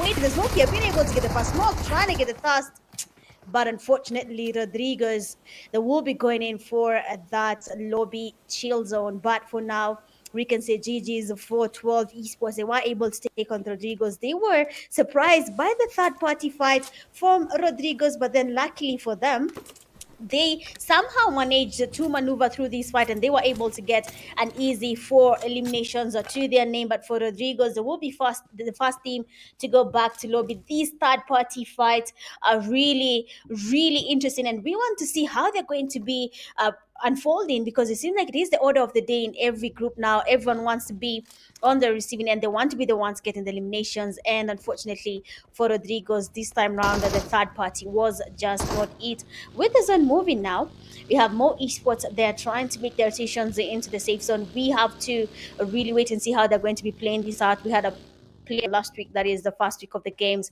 that was demonic from more esports, really dominating, and now we want to see if that's going to be the case or not, or they have changed their strategy. Seeing that more esports dropped all the way to 9th place, I believe that is not the place they want to be. Remember, PTK, we have a line that cannot be crossed. If you leave 14th place and go to the 15th place, you start panicking, because if you go lower, then I guess that is it for you and your team when it comes to getting to Nairobi and even a chance to PC. Exactly. Look at that cut point. That 14th, you need to be position 14 and above. So once a team gets to know and they identify that they are 15 and below, that becomes a tense moment for them. But I was watching the fight, 12 esports. These guys were surprised by 2 teams, and guess what? They were able to dominate. They got 9 eliminations from that game. They are the team with the most eliminations as we continue. Most eliminations and still at a full team. Mau Aatrox receiving quite some sprays from the Rozok area. They are trying to get to the play zone. They are trying to move with the blue zone. And this is what we call strategy. This is what we call... Oh my goodness, perfect knock! X, Mambe, Zaba got the Mau Aatrox, and the Mau eSports don't even know what just hit them. That is execute, and they are making the executions as we just saw. Aatrox, a lobby right now, and this is just a fight that we have been waiting for. We know the Mau eSports are good. We know the Aatrox was good, but what an insane game. Are the X really stepping up? Are they really going for that game today? Is this the game? A question on now or never. And maybe bottling up, and maybe we might be seeing a change in the top 14. Because all these teams they are playing, I think this may just be it. Mahir getting Bajwa. And the SU, that is the slow unit. It's a fight. The SU 11-7, they are making that push, trying to get that revive. But unfortunately are not very much able. But I think for him was move with the vehicle and then place the vehicle so that they don't get him. Because losing a player right now will be the worst thing that ever happens to a team. Look at Mahir, look at the positioning, look at the flank in. They are receiving. Oh my goodness! Wow. Nick, Wow. what was that spray from Mahir? I mean, wow, Mahidi there, perfect spray with the M4 and the 4-scope. Honestly, most players tell us that as soon as you see someone playing the M4 and a 4-scope, just be careful. That player is a big confident sprays. And we have seen exactly that spray was to action. And I believe that is what is giving them a push there to go in for that close fight with North Esports. So we'll be seeing if that's going to be the case. TVD on the other hand here, getting sprayed by Zeus. Already their teammate there has been taken back to lobby, leaving just Aya. And now his teammates will be watching from afar. Getting that revive will be close to impossible. Remember yesterday we had Zeus getting a chicken dinner, and they might be looking for another chicken dinner, seeing that the second chicken dinner missed them by a small margin yesterday. I think today is that day. They want to close in that gap. But then we have the players from more esports getting pressured by the Emperors. We have a lot of sprays and nades coming from different angles. Demonic, remember we talked about this player, very good player from the Mo esports team, and they have to be really careful about going in for that push against him because the player is just a bit confident. And now Mo esports, they are trying to put the pressure. The nades are coming from every single angle. They finally does connect, and Beast is down, and they will be going in for that push. Another day getting hooked up, another player is down. I mean, Kanye and his teammates have been taken back to lobby. Kanye, Beast, and the rest of the teammates from Emperor have been taken back to lobby. I mean, more esports, you have to be careful about this team. You know, we have seen how they can really dominate a fight, and that fight was close to impossible, but it is a good form there for the Emperor team, even though they were not able to get that a win on that fight. Honestly, when it comes to these guys, even if they don't have numbers, even if they may have suffered a lot of casualties, they still are able to prove that they are a force to be reckoned with. But unfortunately, the Mau esports have been eliminated. How fast was that? Mau esports are out. We were just talking about the Mau esports, and right now the Mau esports don't even know what hit them. What hit them? Oh my goodness, Mau esports right now don't even believe their eyes. Emperors, I believe Emperors right now, they are at a very, very bad position when it comes to the overall ranking. They got 0 points in that game. Oh my goodness, are they really going to survive this? Are they really going to survive? And the Emperors, their crowns are going to be crowned on other teams. Oh my goodness, they have no throne at the moment. Where are they going back? Only the lobby. Only the lobby. And guys, this is the team Unique with those baggies trying to get that position in, trying to get that a safe spot because they need them numbers as much as possible. I believe they went and revived one of the teammates. This is the Neon baby. Oh my goodness me, look at that close range with the 4 times. Oh, that is the first time that I've ever seen that Most of the time when players open their 4-time scope, they are very much confused when it comes to those sprays, but not the Neon 33 baby with the one elimination. He knows that these players are here and they are making the push. Royal Academy Gabon, they are here trying to get and relocate to their positioning. Neon baby, oh my god, oh my goodness. Neon baby with a push, SMG in hand, and the Neon baby goes for the leg, goes for the knock, but gets knocked instead. That was quite a game. Neon baby put out the fight, but the Royal Academy Gabon, they are also receiving casualties. Neon eSports have not left the fight. They are going all in, like it or not. You cannot get without us getting those deaths. This is the dark guy with the 2 eliminations, and he is putting the team in the map. Neon rising, definitely rising, as we see. 1 push, 1 knock, 1 elimination, 2 eliminations. Royal Academy Gabon. That is just how it. 1 man. Neon, that guy, needs to find a good pose. We have players from each and every direction because that part is always insane. But I think he will go for the ditch. That is, I think, the best place to go. But I have a lot of players. Honestly, Mitch, that was a good game. But then casualties everywhere. Yeah, I mean, casualties are everywhere. Teams are getting now the third-party fights. People are now closing in, getting closer to each other. Nowhere is safe anymore. In our slaughter unit, they have a team getting closer to them, and that is 10-11 XTC. Vexy, they're trying to cook up a nade. XTC team might just be a Kobe, but then we cannot see that connecting yet. Every right now making their rotations. Just grenades are still dominating all over again. After the players mess you, another nade is in there too pretty, and his teammates are down and now 10-11 XTC. They have the chance to go in for that push. Angry Man trying to get as many nades towards the players from XTC, but remember, 2 amazing grenadiers are in the XTC team, and that is none other than Crusader and Amar, with Crusader being on the one who is basically, I wouldn't say the end anymore, but Crusader is always the one leading that push to make sure something happens for his team. And once in a while, we'll be seeing a lot of Crusader skills here and there. These going to be traitors and Amar's grenade doing the talking in fight against Slaughter unit. 3 of the players already back in lobby.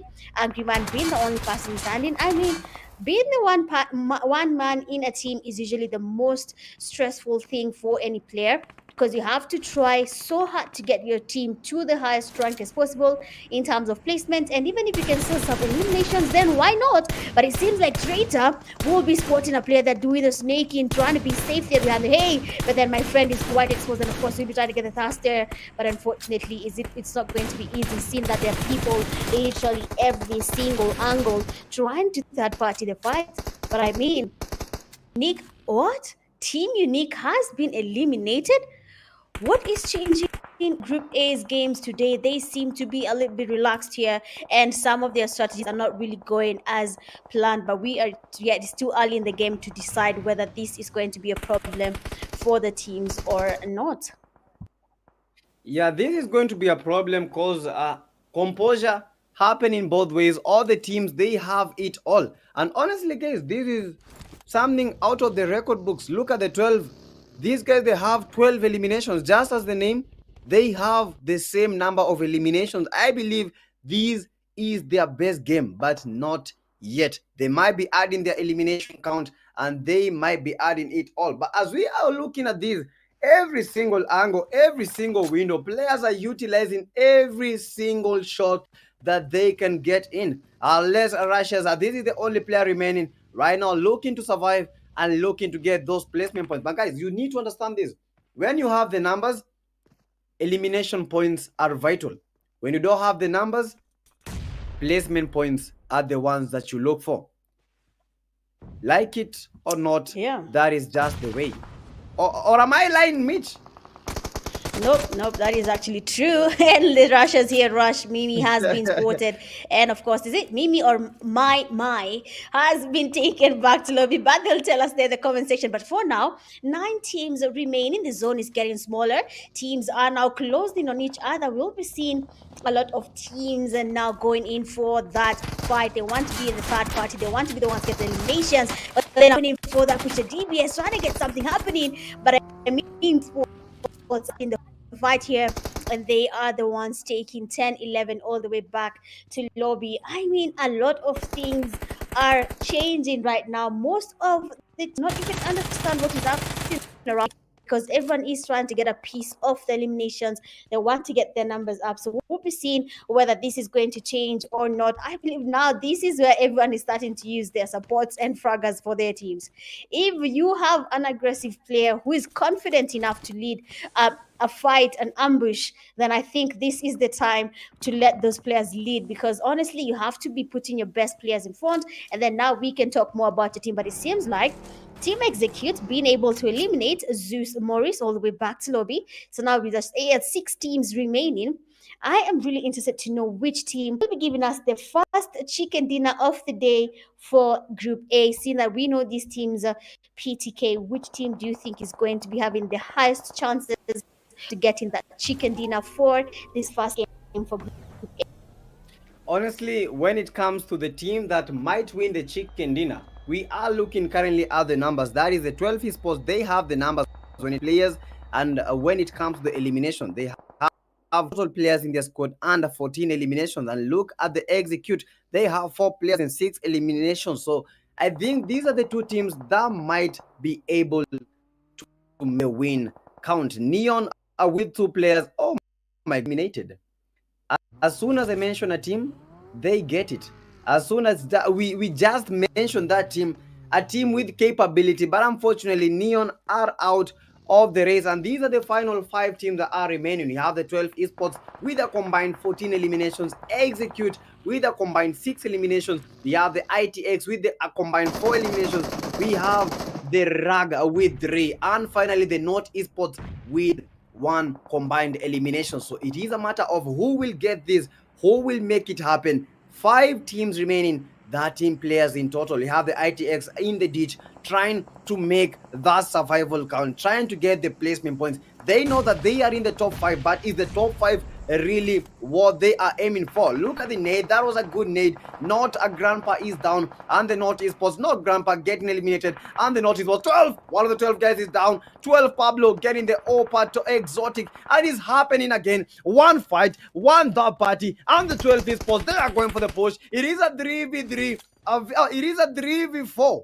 Because one of the guys from the 12 esports is down. Execute with a full stream. We have a 1-1. It is happening. Pain getting the 12 days, and the Execute, they are making the push. It is a 1-man army. It is a 2-man army. It is a 3-man, and a Pain with that heal, with the ditch. I think the ITX still holding the ditch. 12 esports still trying to make the flanking, trying to make the survival, but who will win this? Right now, the numbers are in Execute's side. Are Yeah, I they mean, really Team going to use Execute. the numbers? Yeah, Are probably, they really because going to use you the can numbers? see they've been holding that high ground for quite some time. And yes, it is finally working out for them. They have the visuals. They can see most, if not all, the teams right now.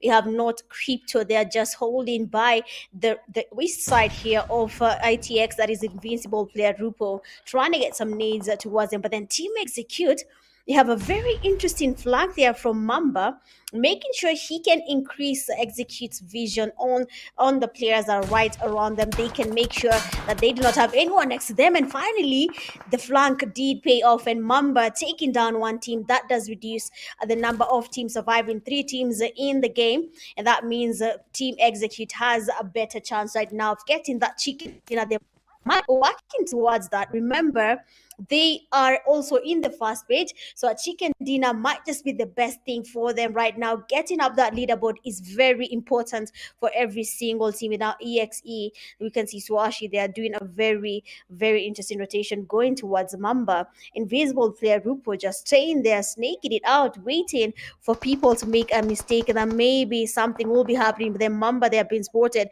12 esports, Pablo and Saitama, very patient players. They are not disclosing their position. They just want people to get closer. Oh, and it seems like Zaber is aware of Pablo's location, trying to get some nades towards him. They're actually getting closer, but then not that close. He just needs to move a little bit forward, and maybe we'll be seeing a very interesting grenade on this side. I mean, a 57% chance for Team Execute to get a chicken dinner. And now all they have to do is maintain their numbers. If EXE maintains their numbers, then we'll probably be seeing a chicken dinner for them here. PTK might just be the first chicken dinner ever for Team Execute in the PMAC group stages. Yeah, if the executor are able to pull this out, I believe these will be their first chicken dinner for the Team Execute and for Kenya itself, because Kenya has not been on the map when it has come to those winner chicken dinners. Kenya has been losing so much, and these might be that eye opener. These might be just what they are looking for. They are trying to control the zone. That is Zaba trying to get the flanking. They know they have the numbers, a 4v2v1, and they are holding the zone. They know that they can win this. They know that they can get those eliminations. One spot, one knock. They are throwing those nade. Pablo with a good nade, trying to get Mamba. Oh my goodness, Saitama! How the hell did he survive the nade? Mamba, they are throwing all the nades. Mamba, knowing that he has been recognized, he has been compromised, trying to switch lanes, trying to switch his spot. But look at that. Zaba almost eliminated, receiving quite some spray. Zaba going for the push. Zaba almost eliminated. Oh my goodness, and that is the player that has been playing as a solo. Zaba trying to cook the nade, and he knows. Zaba. Oh my goodness me. Robo getting Zaba down, and Zaba is getting knocked. And Saitama, the only player from the 12 eSports that is remaining with the S12K. Mamba, that is how we do it. That is the X-Mamba, and they are going all in. This is the Team Execute, and they are getting the executions. Like them, hate them. They are going for the push, and they are going for the win. Oh my goodness, Rubo got another player. Oh my goodness, but that is Wow. from the Team Execute. That was it, and that is how Kenya sounds when they start believing. That is Kenya itself. Oh my God, oh my goodness, oh my word, and that is just it. That is what happens when Kenya starts believing. That is what happened when the Team Executes get the executions. GG's. I mean, GG's to Team Execute there. I believe now Kenya is proud. Finally, a chicken dinner from Team Execute. First Kenyan team there to get a chicken dinner in the PMAC group stages. I mean, amazing rotations there. They had it all figured out. I mean, for Mamba getting that rotation, Suashi joining Mamba on the other side of the rotation. I mean, everything just started making sense. And just like that, we have a chicken dinner for Team Execute. Well executed plans. I mean, we'll be using EXE for quite some time. Execute will be mentioned by PTK as well for quite some time. But for now, GG's to you, Team Execute. Well-structured game. I mean, at first there, I thought they were going to fumble that chicken dinner because the invisible player, Rupo, he was waiting. I mean, he was patient. He had Zaber. He got that knock on Zaber. He got a knock on Pain. But then remember, the numbers were there for EXE. They did finish their fight there. They decided, okay, let's finish 12 esports, and then now let's focus on this other team. And that was the invisible player, Rupo. So, I mean, good stuff there from Team Execute. A well-deserved chicken dinner. 12 esports there in terms of eliminations. I think you're going to be shocked. We left them at 14. They're probably a little bit higher now, but we'll be seeing if that's going to be the case. But 12 esports there did lose a very promising game for them. I mean, getting the chicken dinner, 10 points, and then getting those eliminations added, that's a big plus for them. But remember, this is just the first game for Group A. I mean, some teams are still getting a hold of the phones and trying to get comfortable. But for now, big up to you, Team Execute, hoping to keep up the same momentum in the next coming games. Honestly, that was the stuff of Stellar Champion. It was incredible. And honestly, that was insane. I didn't expect that to happen. But look at the IT. That is the ITX player. That was awesome from him. He also got the win. I believe he got 3 eliminations because he got Zaba, Pain, and the player that got was the player in the blue zone. So if the player that got the miss, trust you me, that would have been an easy chicken dinner for him. He played good, but guys, we need to talk about the MVPs. 12 esports. That is how you do it. That is how you make it happen. MVP 12 Pablo with the 6 eliminations, 802 damage. He got the 4 knocks, 2 assists, and this man, he's got the aura. Now, this is how we need to see them. 12 esports. They got more than, I believe, 15 eliminations. I believe they have gotten 15 eliminations, but for the stats. And guys, 12 Pablo with the most eliminations. That is a good. Now that was the MVP. We have the 12 Saitama, 4 eliminations, 4 knocks. Look at how the 12 esports are playing. These guys, they played good, and they have 3 of the in the top player list. That was just but a first game. They still have another game. So their prowess. Saitama, we have the ITX, Rupo, the man that was clutching it all, X Mambe, and we have the 12. These summary, and as we know, it's 68 eliminations. This is the match that in the most headshots. Mitch, do we have any other game that we've seen most eliminations? These are 19 eliminations. How on earth do we have 19 headshots? I believe. Now this is the game with the most headshots. Yeah, I mean, the players were out here just doing this perfect sprays. I mean, we saw Mahiri's spray there in Napolianas. That does make sense, seeing that we have all these headshots from that game. And then 384, because I believe that is the highest range we have ever seen in the group stages from Neon. And I'm trying to see again to be more of these games. Group A has not disappointed. Group A, honestly, that was a very interesting game. We had Group C. They made us watch the games on our feet. Group A is doing the same thing. Some of us been in disbelief, but when the game was just most of the teams taking on the fights, but for 12 esports, some watching them made sure as long as any fight finds us, we will make sure that anyone is able to take us back slowly. Biggest esports, the third party sports. What miracles, they went for that push on 12 esports, and somehow they still survived.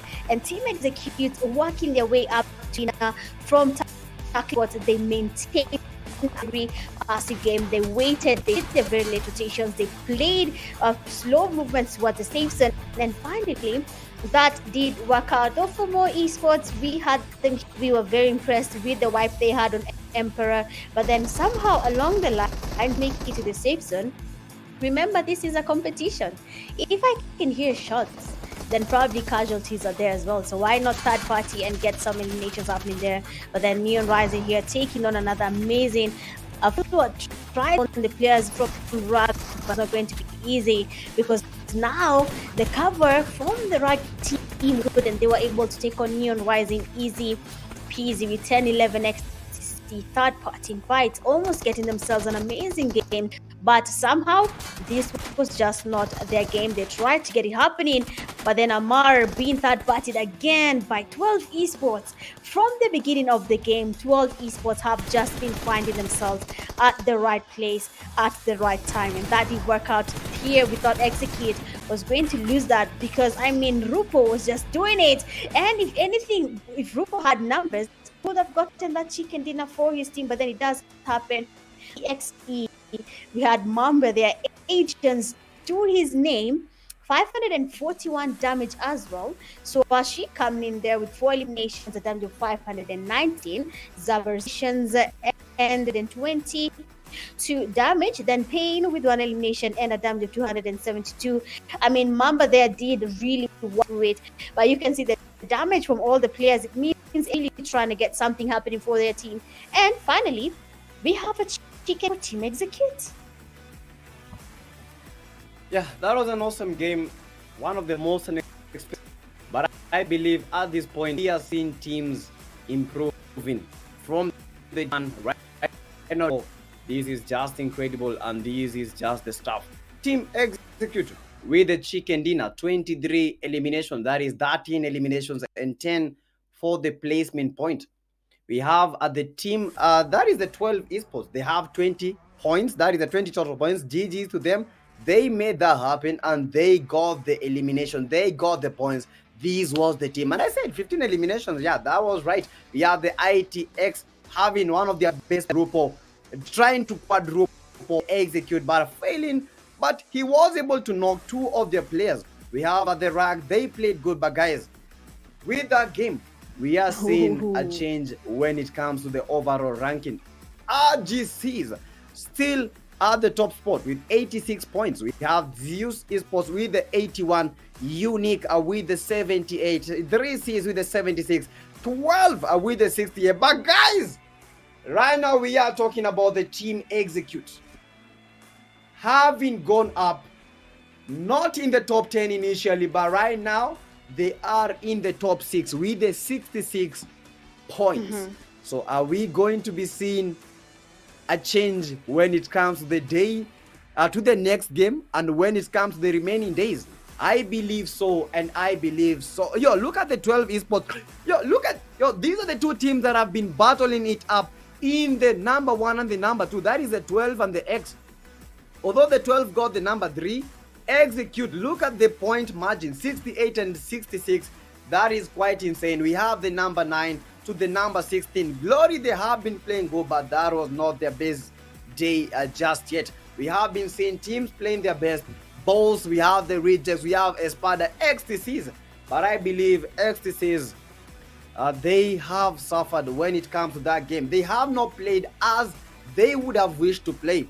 But I believe we shall be having a change when it comes to the next game. This is quite incredible. This is quite new. And this is quite awesome. As we continue with the action, don't forget, guys, this is the PUBG Mobile African Cup. Africa, our time is here. Africa, our time to shine. Africa, let us show them what we are about. As we continue with the great action, don't forget, if you are watching at home, these teams need you. So always be in the comments, always be in support of these teams, always be in support of your country as we continue giving you all this great action in the PUBG Mobile Africa Cup 2025.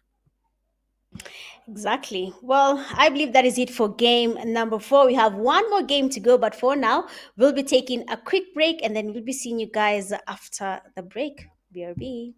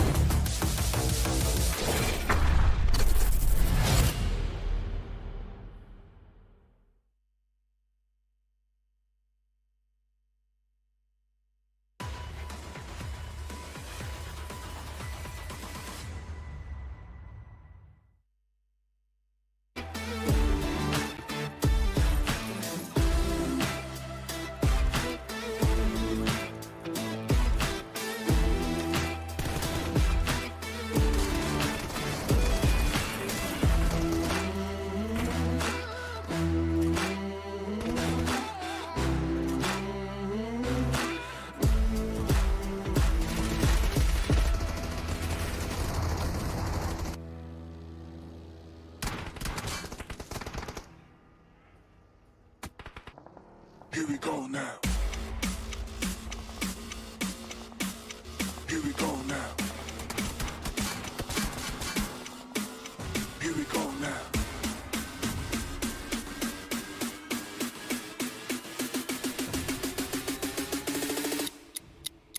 Here we go now.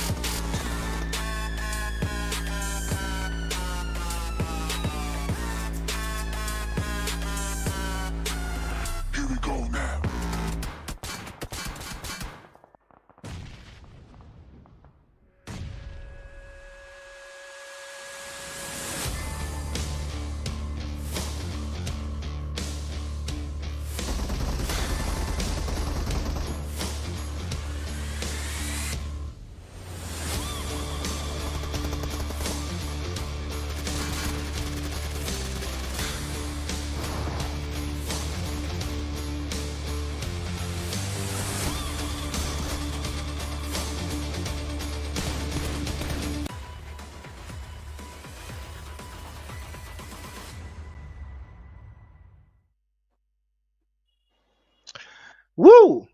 Ladies and gentlemen, welcome back to the show. It is showtime. It's the PUBG Mobile Africa Cup, 4 games down, and the last game of the day. Mitch is here. Mitch, how are you feeling? You saw that last game. You saw the Mhm. big numbers that got dropped, 23 points, 20 points. Yeah, you already know that these teams now, they know they're in the end game now, and they have switched up the gears, and they have started putting incredible numbers on the board. Do you think Mhm. that's going to happen in our final game of the night? Probably. I mean, that game was a confidence booster for most of the teams. You've seen how they have been able to tackle the fights, been able to dominate through the games, especially for 12 esports.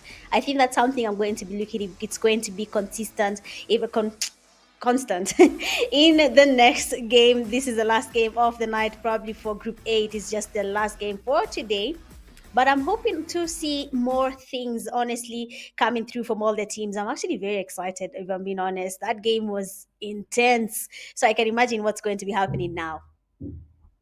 Yeah, very intense, man. I can't imagine what it's going to be like in the final weekend of the PMAC group stages because right now it looks like a Exactly. serious battle, and the fact that some teams have more games still pending than others going Mm, into that final, into that final group. And now we're talking about, group A. We're closing out with mhm. group A today, and group A, they only have 2 matches next Mhm. weekend. So that is Exactly. very key.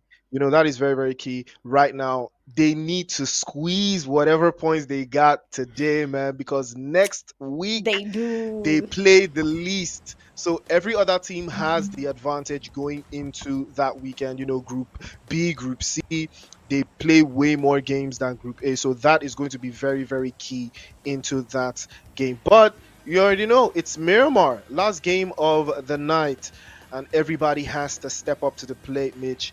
What are you Yeah. expecting from this game? I am expecting violence. I am expecting teams to step up their game. You've said it, you've told us that they have just 2 more games for the next weekend. So everything they do from now, even the last game, should have been also a wake up call for them. Because if their games are reducing, then I believe even in this game, the last game for today, they should really work towards getting their numbers up. Honestly, I feel like Group C has the upper hand most of the time in terms of the matches because imagine you're watching your opponents, they finish the race, you've seen all their mistakes, and now you can come. I can just do simple math and say I need to hold and try get 20 points and I'll be in top 14. But for Group A, they can make it impossible for them as well. They can make sure that gap is big. So I hope for this game, we'll have a lot of teams really trying to get those eliminations, that placement point, that chicken dinner if they can, because I believe every single thing right now counts at the end of the day. And you're right. Everything counts at the end of the day, and every single point is key for this team. I personally feel like this group has been so tough. It has been a very tough group, with the likes of Execute, Unique, Zeus, Invisible Team, Royal Academy, more esports, 12 esports as well. All of these teams, they have been absolutely strong arming, 10, 11 Ecstasy, Neon Rising, all of them strong arming each other, holding each other by the arm. Oh, you know, it's like I'm trying to get to the zone, but no, someone is going to hold you by the arm and say, no, I'm trying to get to the zone. No, I'm Mhm. trying to get to the zone. And that's basically how it has been, for the most part. Rodriguez Esports already taking hits from Not Esports, Four Miracles as well, fighting for their lives against GUF. Again, chaos is a ladder, and all of these teams are trying to climb it. Exactly. They need to be at the top of the ladder to see everything and everyone as they try to make their way to Kenya.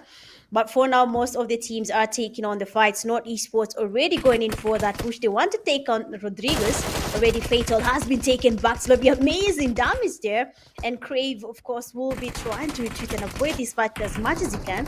But as long as you're able to share your back with the players or rather the opponent, then probably you will be going back to lobby because I mean that was an easy spray on him. He was not attacking them. He was not exposing them to any damage. He was the one giving them an easy knock and basically a finish on Rodriguez. Yeah, you're right. Again, GUF here is a bit of a tricky one between them and Four Miracles trying to hold out Picado. I was not expecting to see any early drops, but it looks like that's what we're going to be stuck with here, though, going forward. But it's never stopped anyone. They believe Goblin still knocked away for Four Miracles. Is going to have to find his way around this. Sphinxy as well. I think his HP is taking a hit, and it looks like GUF want to close this down. They want to eliminate as many players from Four Miracles as possible. They are trying to make this a very, very difficult game for GUF as well. But the pressure is on. They did lose Shiro earlier on, but it won't stop them though. Step Bro is looking for a way to get up the stairs. Goblin still knocked away, but it looks like he will be getting picked up. Good position for them. Picado is a very, very nasty place to play out of, and you can already see the toll it is taking on some of these players. But there is still a lot of ground to cover back to full strength. Now they can capitalize, but GUF still have the info. That is what is important here. I don't like Picado though. I personally don't like Picado. Same. It looks very, very tricky. It's so complex. It is so complex. Mhm. You can lose players from anywhere. I prefer maybe Los Leones, El Pozo, places like that Yeah. you can gather a lot of intel or something. But Picado, man, is so stiff. Yeah, and if you don't understand Picardo, honestly, someone can flank you, can go up the hill, can go to the next building. The steps are everywhere. You don't even know who is who. Oh, Picardo is not an easy place to survive. But it seems like for GUF here, they want to take on the Four Miracles, Chic and Sphinx. They are the ones right above GUF Africa players. That is Clips and his teammate. I hope they have a plan on this, because if they do not finish, I think I've seen Zeus Moris creeping in slowly towards Picado. They want to be a part of this fight, so they have to be really, really quick about it. They need to finish it as soon as they can, because as long as there's a third party, winning a fight is usually close to impossible if you are the ones outside the compound. But then you have their Sphinxy trying to get some pre-fires, and Clips finally goes in for that push, tries to get some sprays towards Sphinxy, and we have the fast back in there trying to get his teammates amazing cover, but then it goes down as well. And now Four Miracles will be taking on the players from GUF, taking them back to lobby. And for Four Miracles, finally, it is their time. I mean, the last game there, they tried to get on a fight, but they were eliminated because of a third party. So I hope this time round they have learned and they're going to do something about it, avoid maybe the third party fights, or just play inside the building. This playing outside, especially Miramar, it's just not it. It cannot work at all. And you're right. That strategy has been a little bit played out. Everybody tends to pick up on how these teams have been trying to play for the most part, and they are learning that the hard way. But it has never stopped anyone before. Probably going to try again and again until they stick the landing, But right True. now, Zeus very comfortable. I think they're very comfortable. I think Zeus Esports is very comfortable right now in their position. They have a plethora of points. They're probably going to clock maybe 80 points by the end of today, and that puts them in a very, very comfortable spot, knowing that next weekend they only get to play 2 matches, so potential for stacking up points is relatively lesser than what they've had so far. But you never know. The last days are always the best days, for some teams, Yeah. and the last days are always the worst days for some other teams. So Slaughter Unit, on the other hand, taking some hits from Les Russias again. They have been trading off. That's a big spray from Mahir over to the top side of that hill position. He gets his drop, but it's not enough. The Mini 14 will bend him all the way over and almost send him back into the lobby. An unfortunate position to be in. Vexy, unfortunately, they will tell him not to vex too much as he finds his way back into the lobby with the quickness. And it will all be left to Mahir from Slaughter Unit, and he might be getting slaughtered any moment from now. An unfortunate scenes for them, again, deep in the blue zone. These teams deep in the blue fighting out on these positions. Slaughter Unit getting sent back into the lobby, courtesy of the play zone. Again, this is not what you want to see at this stage, Mitch. Yeah, I mean, losing players there to the blue zone is just not it. Sometimes honestly, some fights we can leave them. You don't have to take on all the fights, but I feel the pressure for Group A here. They're really trying to get the points up. They have now understanding that everything is relying on these last games. They need to be somewhere before Group C is back, and then they start pushing them down the leaderboard all over again, and then they have to get their way up. Everything for Group A is just a little bit harder, but I hope they have a plan towards it. Zeus Moris, they're finally taking on another fight. Oh, and just easily like that, Emperor have been eliminated. They had somehow lost some of their teammates along the way. And for this game, it is Miramar. It is expected to be a very slow map, but it seems like for Group A, this is going to be the fastest map because all the teams are encountering each other. Invisible is taking on the rushes, and the teams are getting less and less as the game continues. 11 teams remaining. We started at 16, 5 teams already in lobby. So we are in the second phase of the zone. Imagine what is going to do things right now, Priest. It is a matter of who is going to get to Kenya. They first need to make it to Nairobi so that they can make it to PMGC. So everything they're doing now is really, really important. Even these games that they're taking on, the early fights. Yeah, way too early for me, if you ask. I mean, it's only in Group A you're gonna have 5 teams in the back of the lobby by Zone 1. Come on, guys, what are we doing, man? What is going on, man? How can we lose over 20 players? 20 players in Phase 1 of the zone.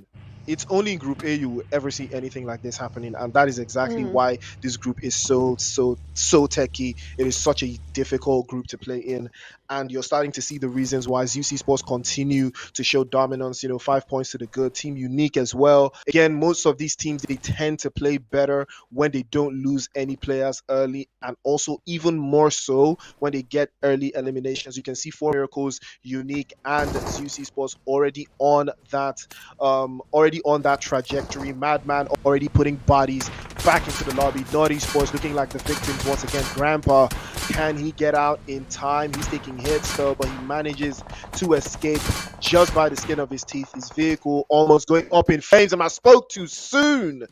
And that will be the end of the road for him. Kaish is the one that makes it happen, and that will be bye-bye to Naughty Sports. They will not be going any further in Miramar.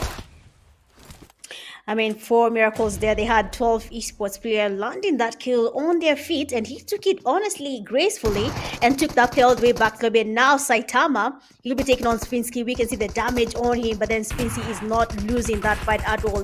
He is using every single point to make sure his teammate can give him some cover. Amazing reflex there, and Spinsky does get 1 player from 12 esports down. Saitama will now be forced to do something about it. I mean, last game they had 14 eliminations to their name, but now here in Miramar, it seems like teams have finally woken up. They need their numbers up, but then Saitama is not getting anyone down here. He does get the knock. They're trying to get it fast, but unfortunately he will be going back to lobby, but not alone. He will be taking one of the players from 4 miracles with him back to lobby. You can see what's happening right now. The previous game there, 12 esports, they had a lot of teams on their side. They had teams taking on fights, and then 12 esports watching the fights, taking the third party knocks and stealing them, taking them to be a part of the eliminations.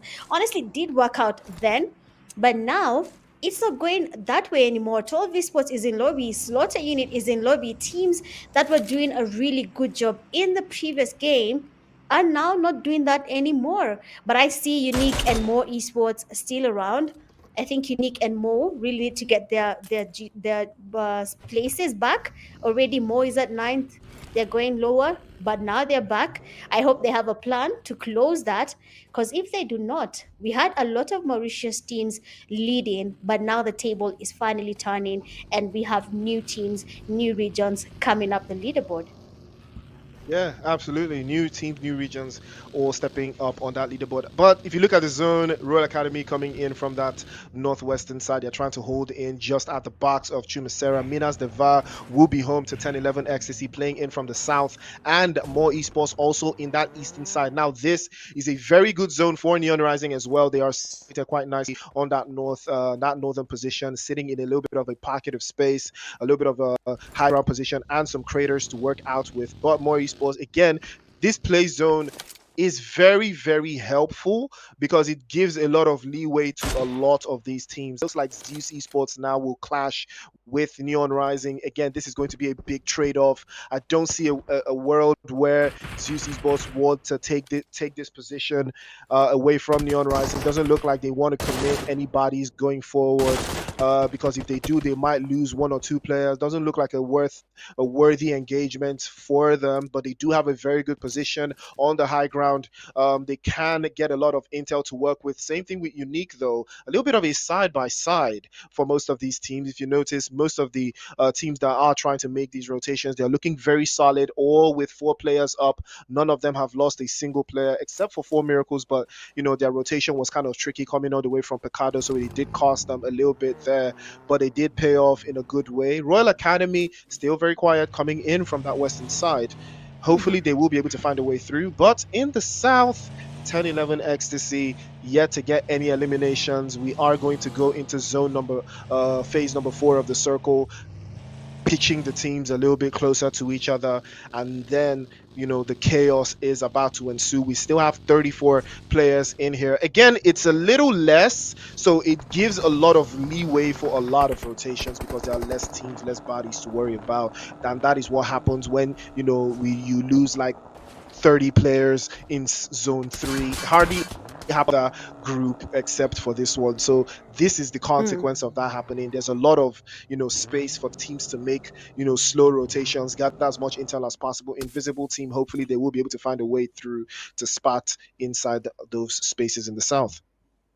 Yeah, I mean, most of the teams right now, yes, the numbers are less, 34 still remaining, and they are still taking on the fights. I mean, Group A does not have the need to wait for the zone to move. They are the ones moving. You can see how many teams, even before we can say the zone is rotating, they have already moved towards a compound. They'll find a team there, and they will take on that fight unless it is a fight that they're ready to back out from. But most of them are ready to engage and maybe try get some eliminations along the way. But what they're not thinking about is what next.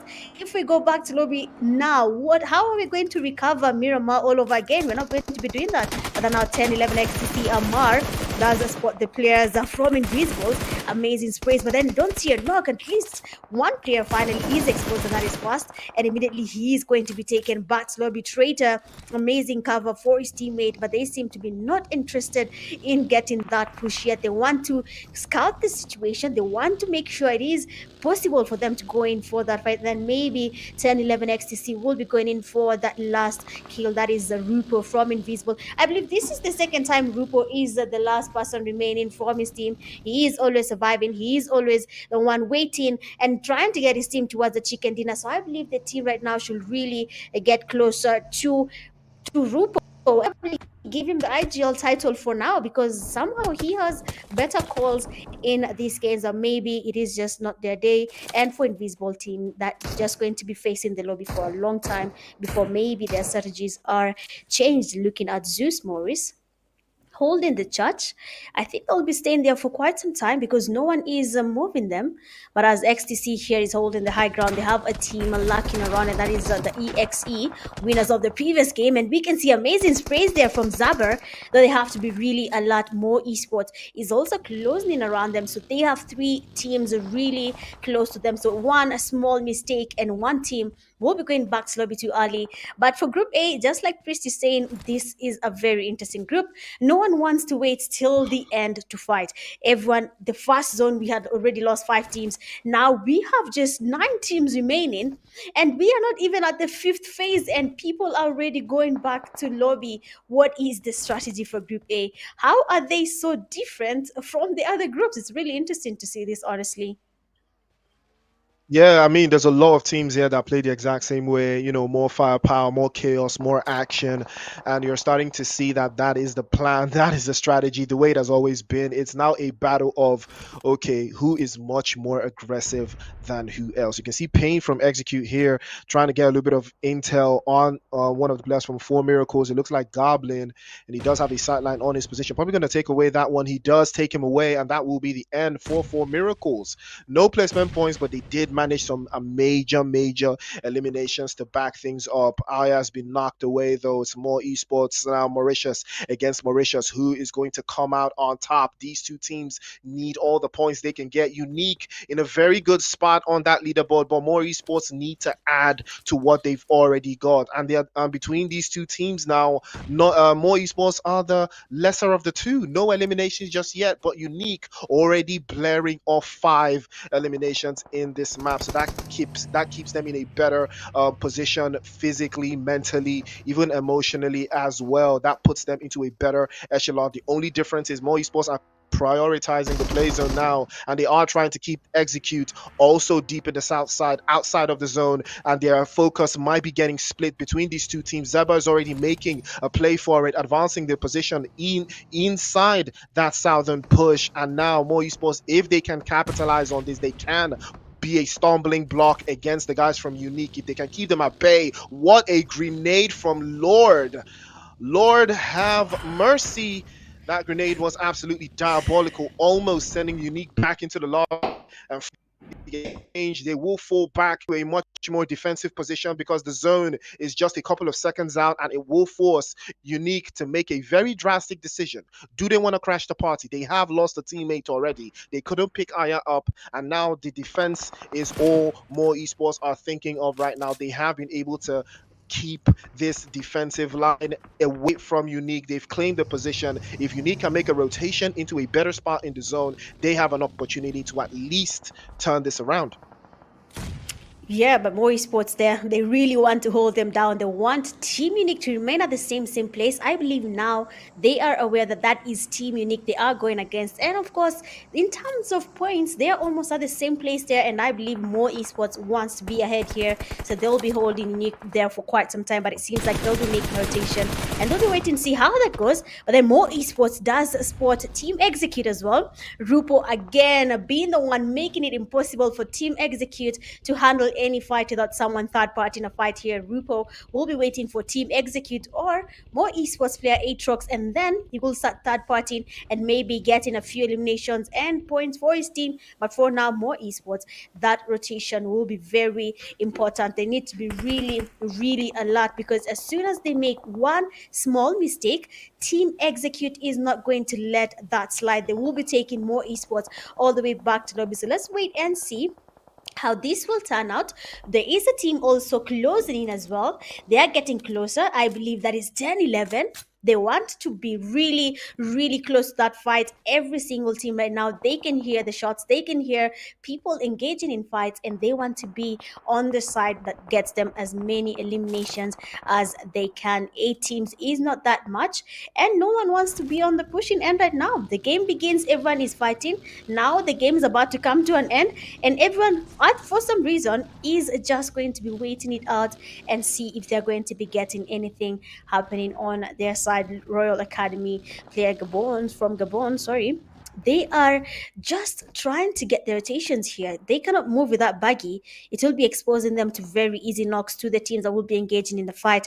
But the zone is about to shift, and we want to see where it will be going. Are we going to be having teams moving or more esports? Team Unique, Invisible player Rupo, EXE, 10-11, Rag, as well as a player from Zeus Moris. All these teams need to get moving. Otherwise, we'll start counting casualties in the blue zone. I think now, Priest, this is where we can all say, I think it is time to leave. If they cannot leave now, they'll start losing players. They'll start giving the zone some food. Yeah, exactly.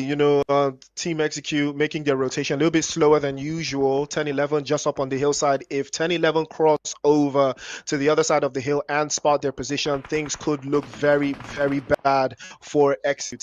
10-11 have a very straight shot into the zone, though. Amar has finally leapt up from his position. He has his sight line now, but let's not forget the last player from the Invisible team is still very much in there. Could play a little bit of spoiler for Team Execute if they do get caught out from that position, but it doesn't look like XCC wants to commit to that. They would rather prioritize getting into the play zone and holding a little bit of a hillside position up onto that draft to keep the rest of those teams at bay and to get into the play zone. XQ, on the other hand, have made the rotation, and they will run into Rocco from the Invisible team and make quick work of him. He goes back into the lobby and looks like Ecstasy and Neon Rising may be locking horns here, and it's not the engagement I was expecting to see, but it looks like that is where we are at. That guy pops the DBS straight off, and that would be trouble. That guy down to Amar and goes down to Royal Academy.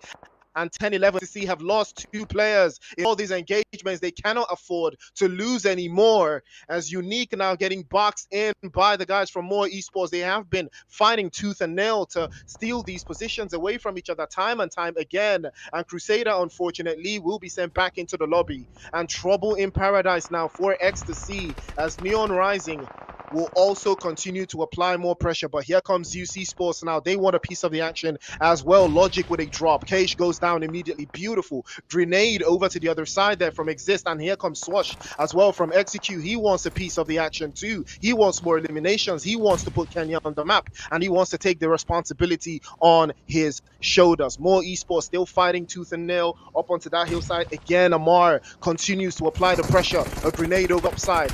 Will Horn dash from Neon Rising, but this time he will not be so lucky, and that will be the end of the road for Neon Rising. Cola falls victim to Royal Academy, and now it is the time for Royal Academy to get this done against the guys from 10-11. Can they hold on? It's a 4 versus 2. It's going to be a hard position. Smoker immediately falls to the Molotov cocktail, and he might be taking hits. That's 2 players now for Royal Academy getting knocked away. 10-11, they could capitalize. Smoker's 1 HP, and he might be circling back ground floor, but they cannot capitalize. Not enough intel. Amar also taking a hit. He falls, and Amar drops a grenade for Yang. Yang falls away as well. Royal Academy fighting for their lives here. They cannot afford to lose out, and they are fighting 2 separate teams. Execute also putting in pressure. Kelvin falls to Zeus Esports. 6 teams left, Mitch, and 17 players all looking for that chicken dinner.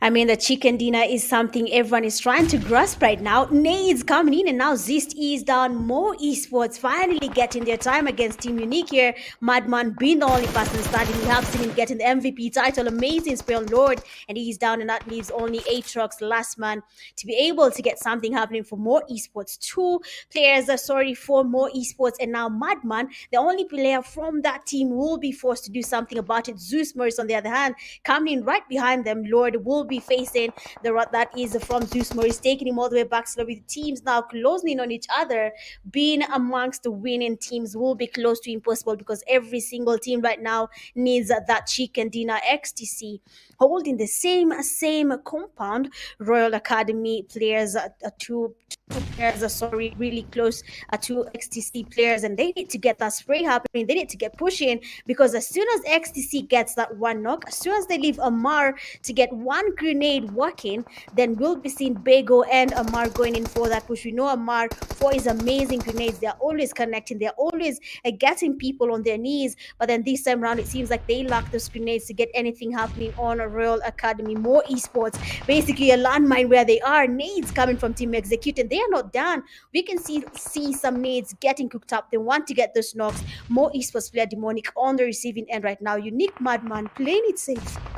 Excuse me, he wants to be the one taking on the players from Unique. I mean, this is going to be close to impossible for More Esports to take on EXE, and immediately Swashi goes in for that, which is the Aatrox with the baggy, escaping the wrath of EXE. Honestly, I'm loving what is happening right now, because for EXE, like you've said, they are trying to get the flag high up for Kenya, and they're doing exactly what they need to do. They are going in for those eliminations. They are trying to get their numbers as up as possible, getting knocks every single angle, finishing eliminations, and their numbers are increasing. 5 eliminations to their name, and Madman, he will be going back to lobby, being counted as one of the eliminations for Team Execute. 5 teams, Priest. 5 teams. Absolutely. 5 teams left, 12 bodies in the air here.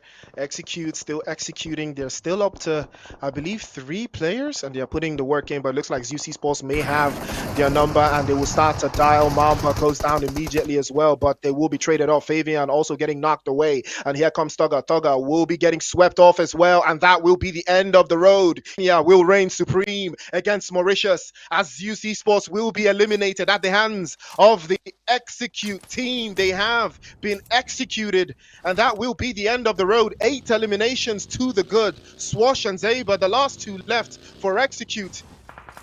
And the Kenyans probably going absolutely insane in the chats right now, because this has been an incredible performance. We are down to 4 teams now. 2 apiece, 1 apiece, 3 apiece. Royal Academy making your rotation earlier is better than never, but they might be running into some oppositions there. They make a play for it. They know that Aatrox is by his lonesome, and he tries to rock it through, but that's 2 knocks, and they might be going for the 3rd. He goes for the flush. More eSports somehow capitalize, and Royal Academy made a big mistake. They overestimated their importance, and they're punished for it. And now they're down to 3. 2 teams now. Execute now set their sights on 10-11 Ecstasy, and the sprays and the bullets over to the top side. Swatch with a beautiful spray over to the side, and Lamar goes down. It's all left to Bego now in a 1 versus 2, and it's too difficult for him to clutch. There's too many angles to cover. Can he pop through? And Zaba immediately goes for the push up onto that position, and the grenade in hand in a 1 versus 1 against Bego, who's going to come out on top. That's a good grenade down to the side, but it doesn't connect. Zaba will pop through again, tries the left-hand side this time. Ken against Nigeria. Bego pops immediately. He launches the grenade, but he pocks it back into his pocket, swaps right through, and Amar gets confirmed. And now the play zone is about to force 10-11 Ecstasy out into the open. The executing team have played this to perfection. They will allow the zone to force Bego out, and that will be the game. Absolutely incredible performance from Execute.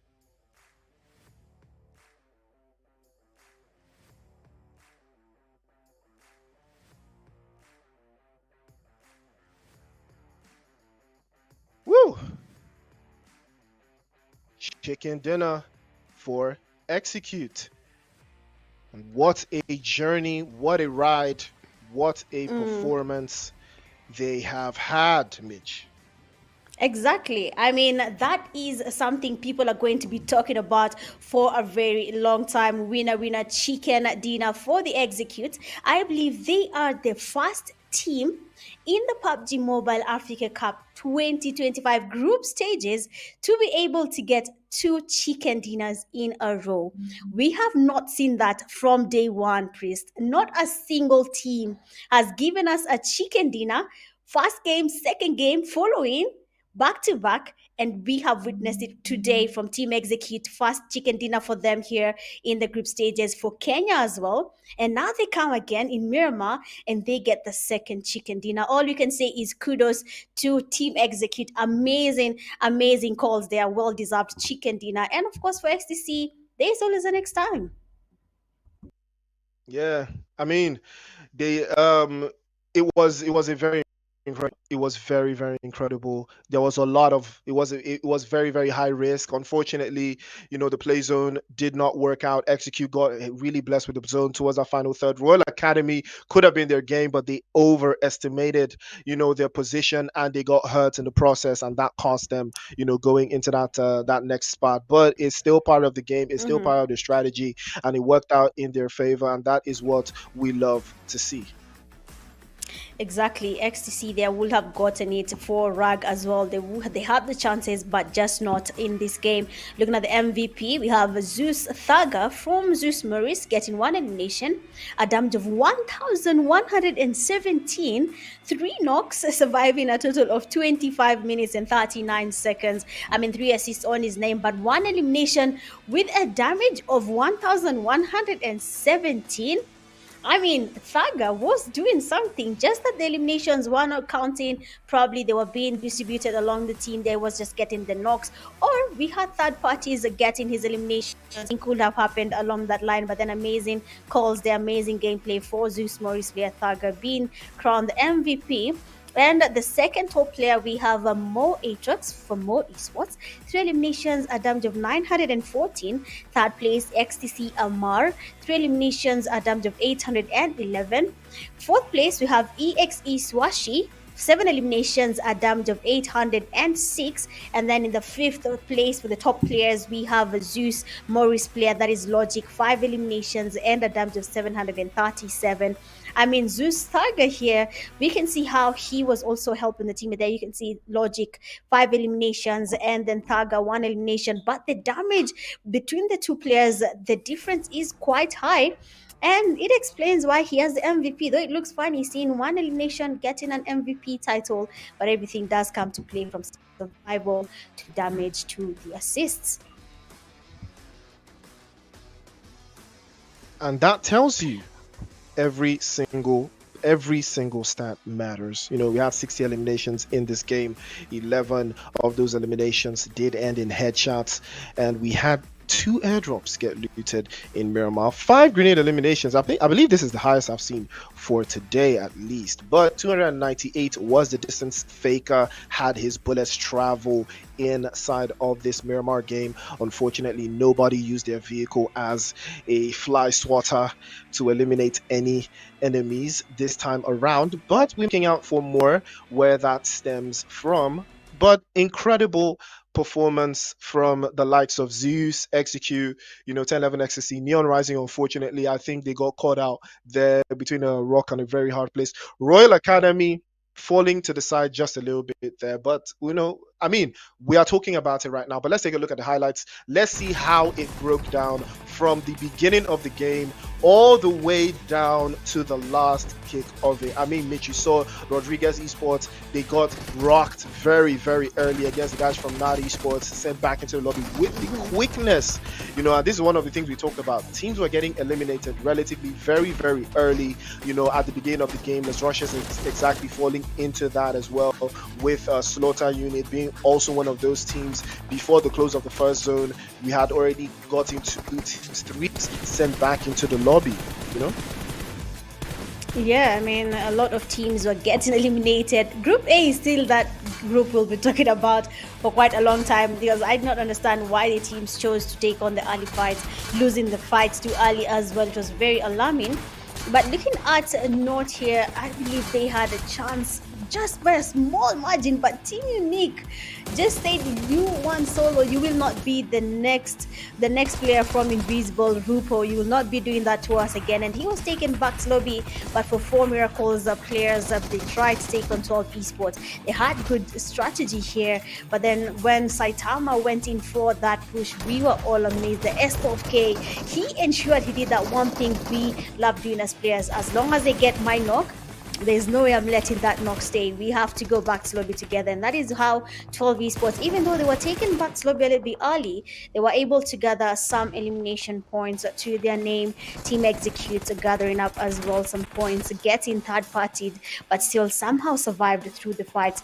They were able to get a lot of points just from taking eliminations around them, and also getting the chicken dinner at the end of the day. The calls every team made was just important. Your rotations, where are we landing, which team are we going to push, are we taking a compound? Because I believe XTC, they're taking on Rug.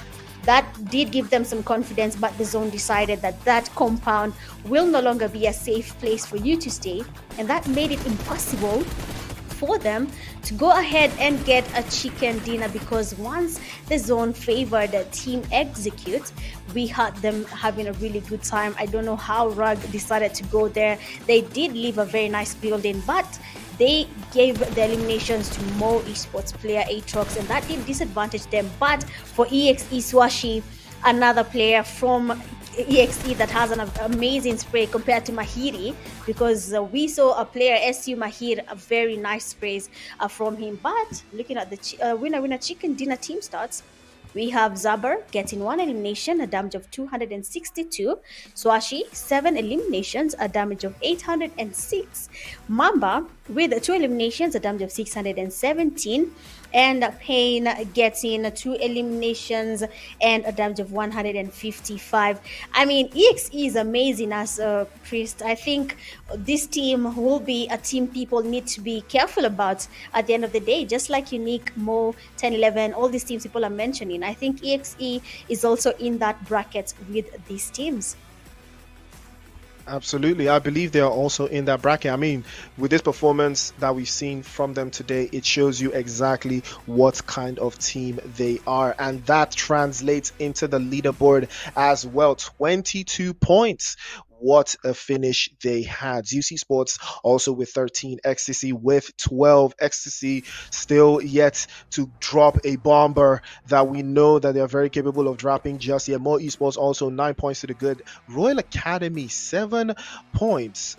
Also tied Unique and 4 Miracles across the board. And then we have Not Esports with 4, Invisible Team with 3, also 3 with Les Rushes, and Neon Rising with 2, also sharing the spoils with 12 Esports, and Slaughter Unit only managing 1 point. Rodriguez, GUF, and Emperors couldn't crack it. They all finished with no points on the board for this particular game. But after match number 20, this is what we have. Zeus back to ways, 94 points to the good, and Execute now finding themselves in the top draw in second place, 88 points to the good. That performance shows you exactly what they have done. And then Rejects, after the performance they had today as well, 2 games in hand, less than everyone else, and 4 games left in total.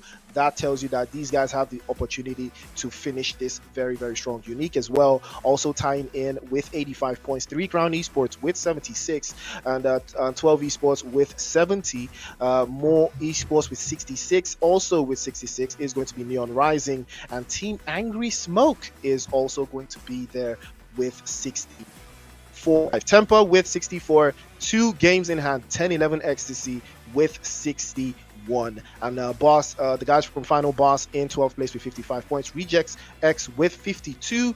Also 2 games in hand. Same thing with Espada. Same thing with 1 band. And same thing with Team Glory. Now, these teams here, only Ecstasy in this group has played 8 matches. They are in the deep end.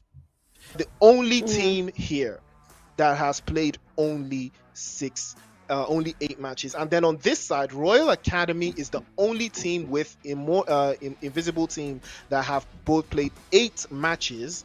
So their qualifications are very, very slim because they only have 2 games left, and the other teams behind them have at least 4 going into the next weekend. So that is where the drama will start to unfold, because personally 10-11 Ecstasy is the worst performing team in the other half of the table as opposed to page number 1, and they still have a sizable gap over this side of the leaderboard. But again, 4 Miracles and the rest of these other teams, now these ones, they're cooked. 4 Miracles, Slaughter Unit and Not Esports, these guys are cooked. 31 points after 8 games, unless they're gonna drop 80 points by the next weekend. I don't really see them doing much of anything anymore.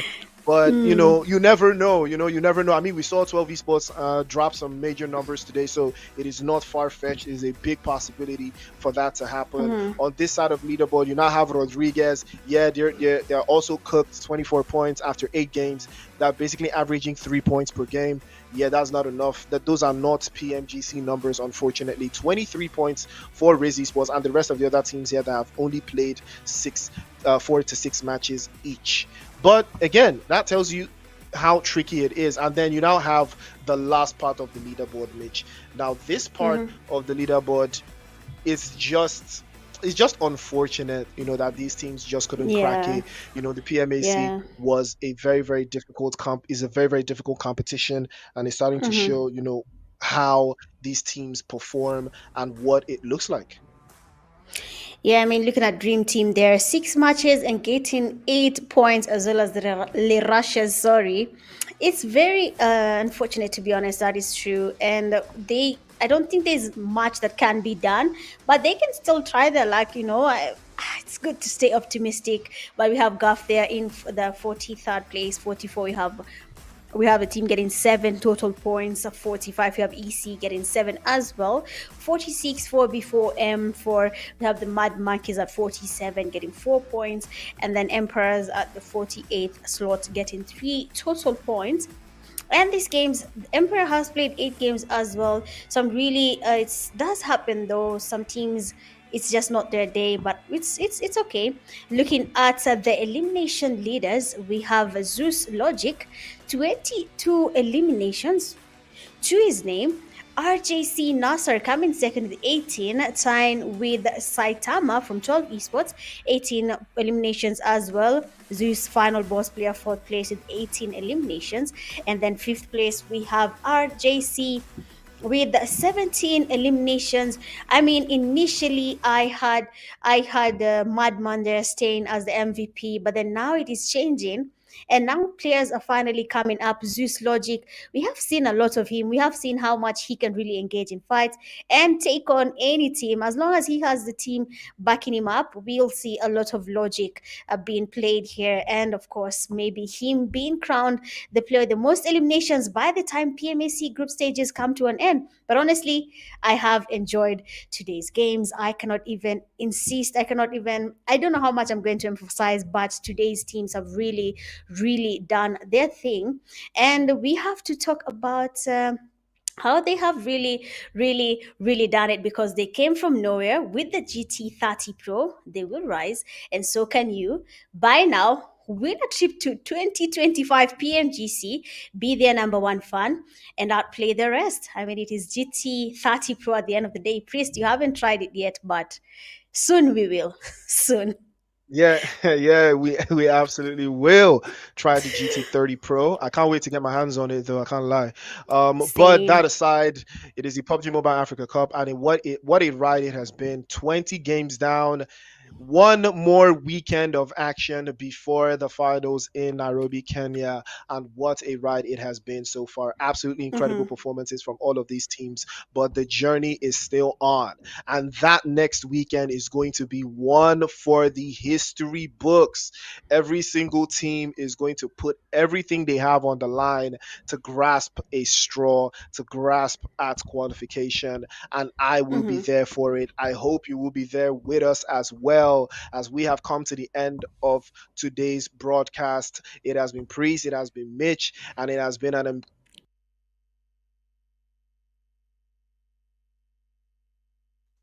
MAC 2025 group stages comes to an end. Until then, see you at the next one. Peace.